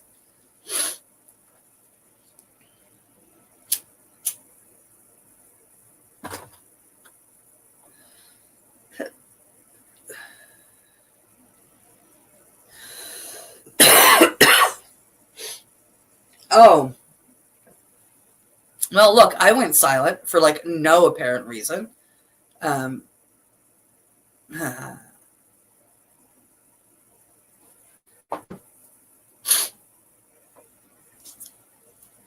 Yeah, we were talking about cacao. I was talking about cacao. It's an amazing medicine. So it'll heal your heart. It'll heal your heart, not just physically, but emotionally. It fights against cancer and asthma, diabetes, believe it or not. Chocolate fights against diabetes. Now, to be warned, organic and or ceremonial cacao is a very bitter drink. Add a little bit of honey, like natural stuff. So add a little bit of honey, a little bit of organic vanilla, and that will help. It'll taste like a nice dark chocolate, hot chocolate. It's absolutely fantastic, to be honest. If you do it in a ceremony, like I will be doing on Thursday, it's very emotional healing. It takes you away. We'll be doing a fire ceremony where we will be letting go of something that no longer serves us and inviting in good and positive things. So I'm really excited. I always enjoy leading cacao ceremonies, and I always enjoy hearing from people over the next few days. It's absolutely spectacular. From when you get up to when you go to bed. Absolutely. And it's raining there. Yeah, I was chatting with a friend of mine who lives out in Vancouver, Richmond. And, we through Mushy Moment, it was absolutely pouring there. He was putting blankets on himself because it was so damp. He's got an RV that he lives in. He was pretty chilly. So yeah, rainy and cool and damp out there in Vancouver. We had an absolutely spectacular day here in Nova Scotia. It was sunny and warm. The AC's on, the fans are going. It's been absolutely wonderful. So, but I get you, because I had been out in BC during rainy season, and it's damp. And even though it's not cold on the thermostat, it's freaking cold. Yeah, I've been out in BC for damp weather before. It's not fun.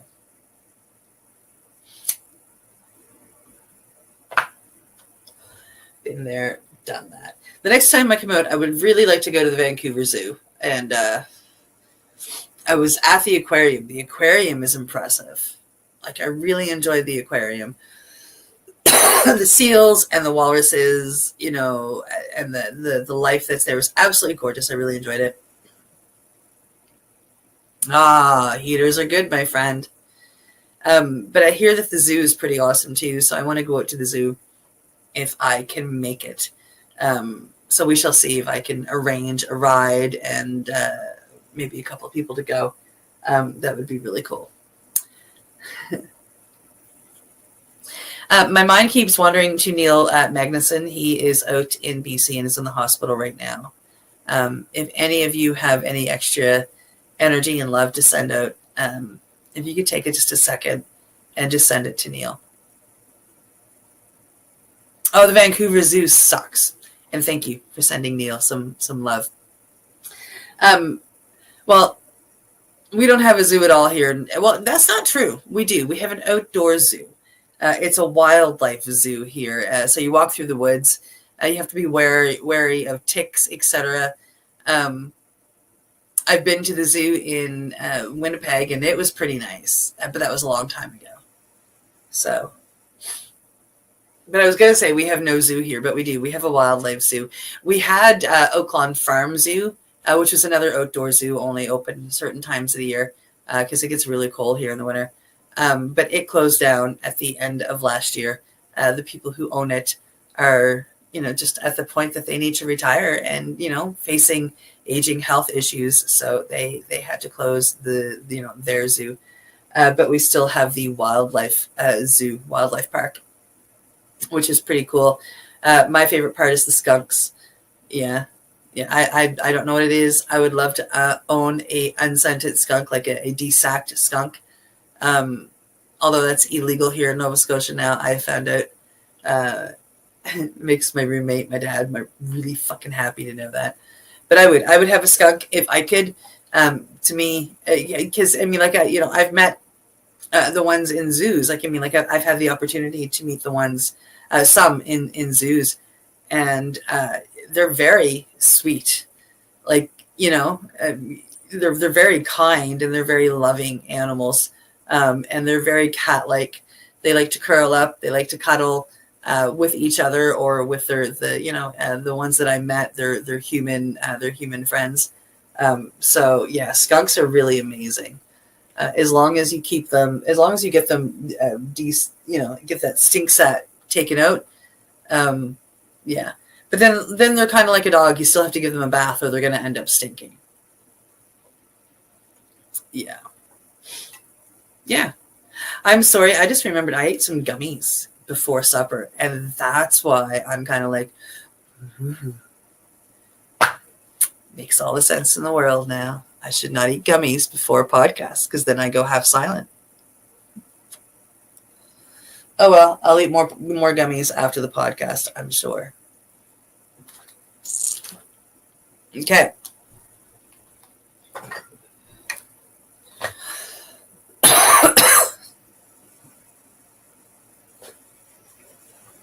I'm pulling this out. Okay. So we have some teardrop earrings like mine.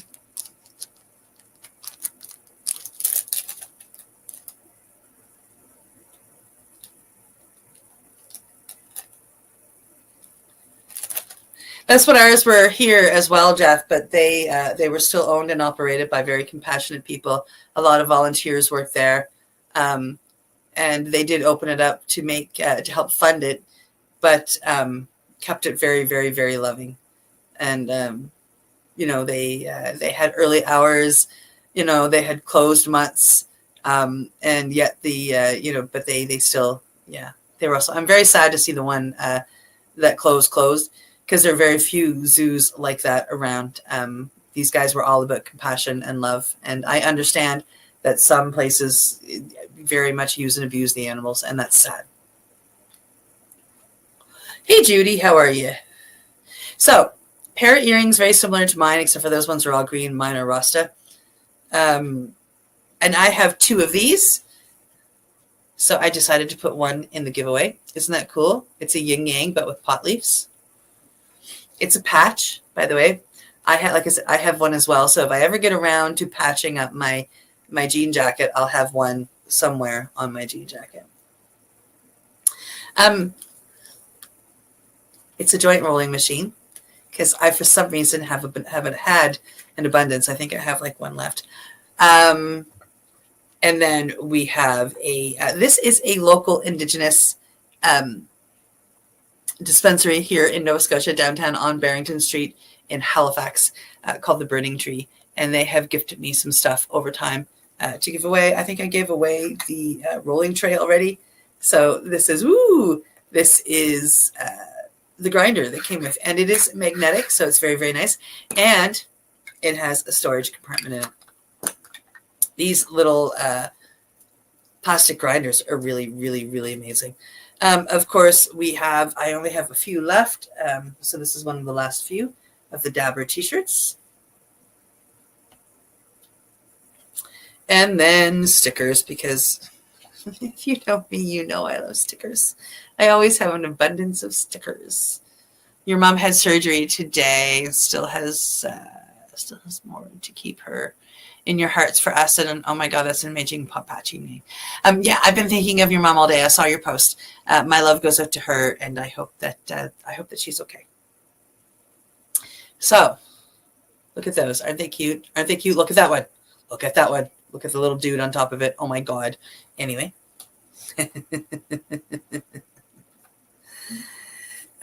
Yeah, okay. So I'm told you, sometimes I can be foolish. A couple of cannabis stickers. And then I love these heart stickers I found. They're so pretty. Aren't they beautiful? And then these stickers, these are the uplifting stickers I found. This one is beautiful. It says idea, dream, big, fantasy, and it's nothing but a bunch of positive words. Isn't that gorgeous? Oh, I love that. That's beautiful. And then this one says, don't waste your time. Yeah. So yeah, all of this right there. I was looking for the pile. Is right there. I'm going to share the screen, and we're going to bring in the wheel. I'm going to come back here, and I'm going to add it to the stage, and we're going to see who wins before I end the show. How's that? So the wheel's going. Let's see who wins.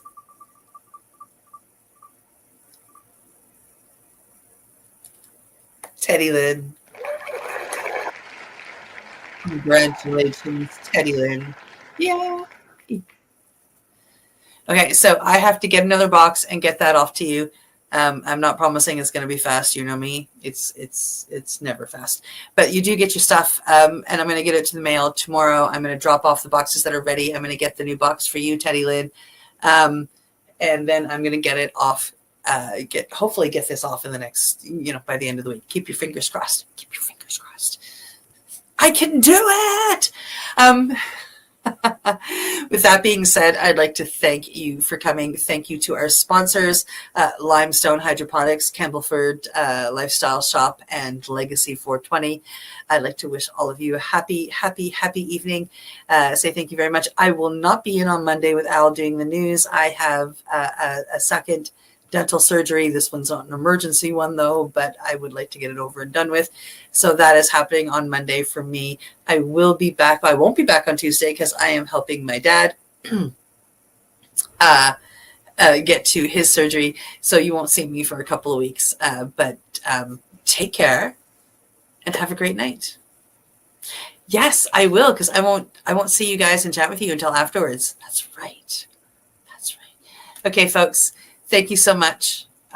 Let me get to the right buttons here because I didn't prepare myself. Thank you so much for joining me. Congratulations, Teddy Lynn. I'll get that off ASAP.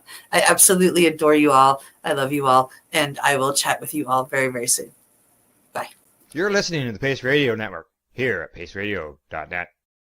The opinions of the individuals during this broadcast are their own, and may not be the opinions of their group or other organizations they may be involved with.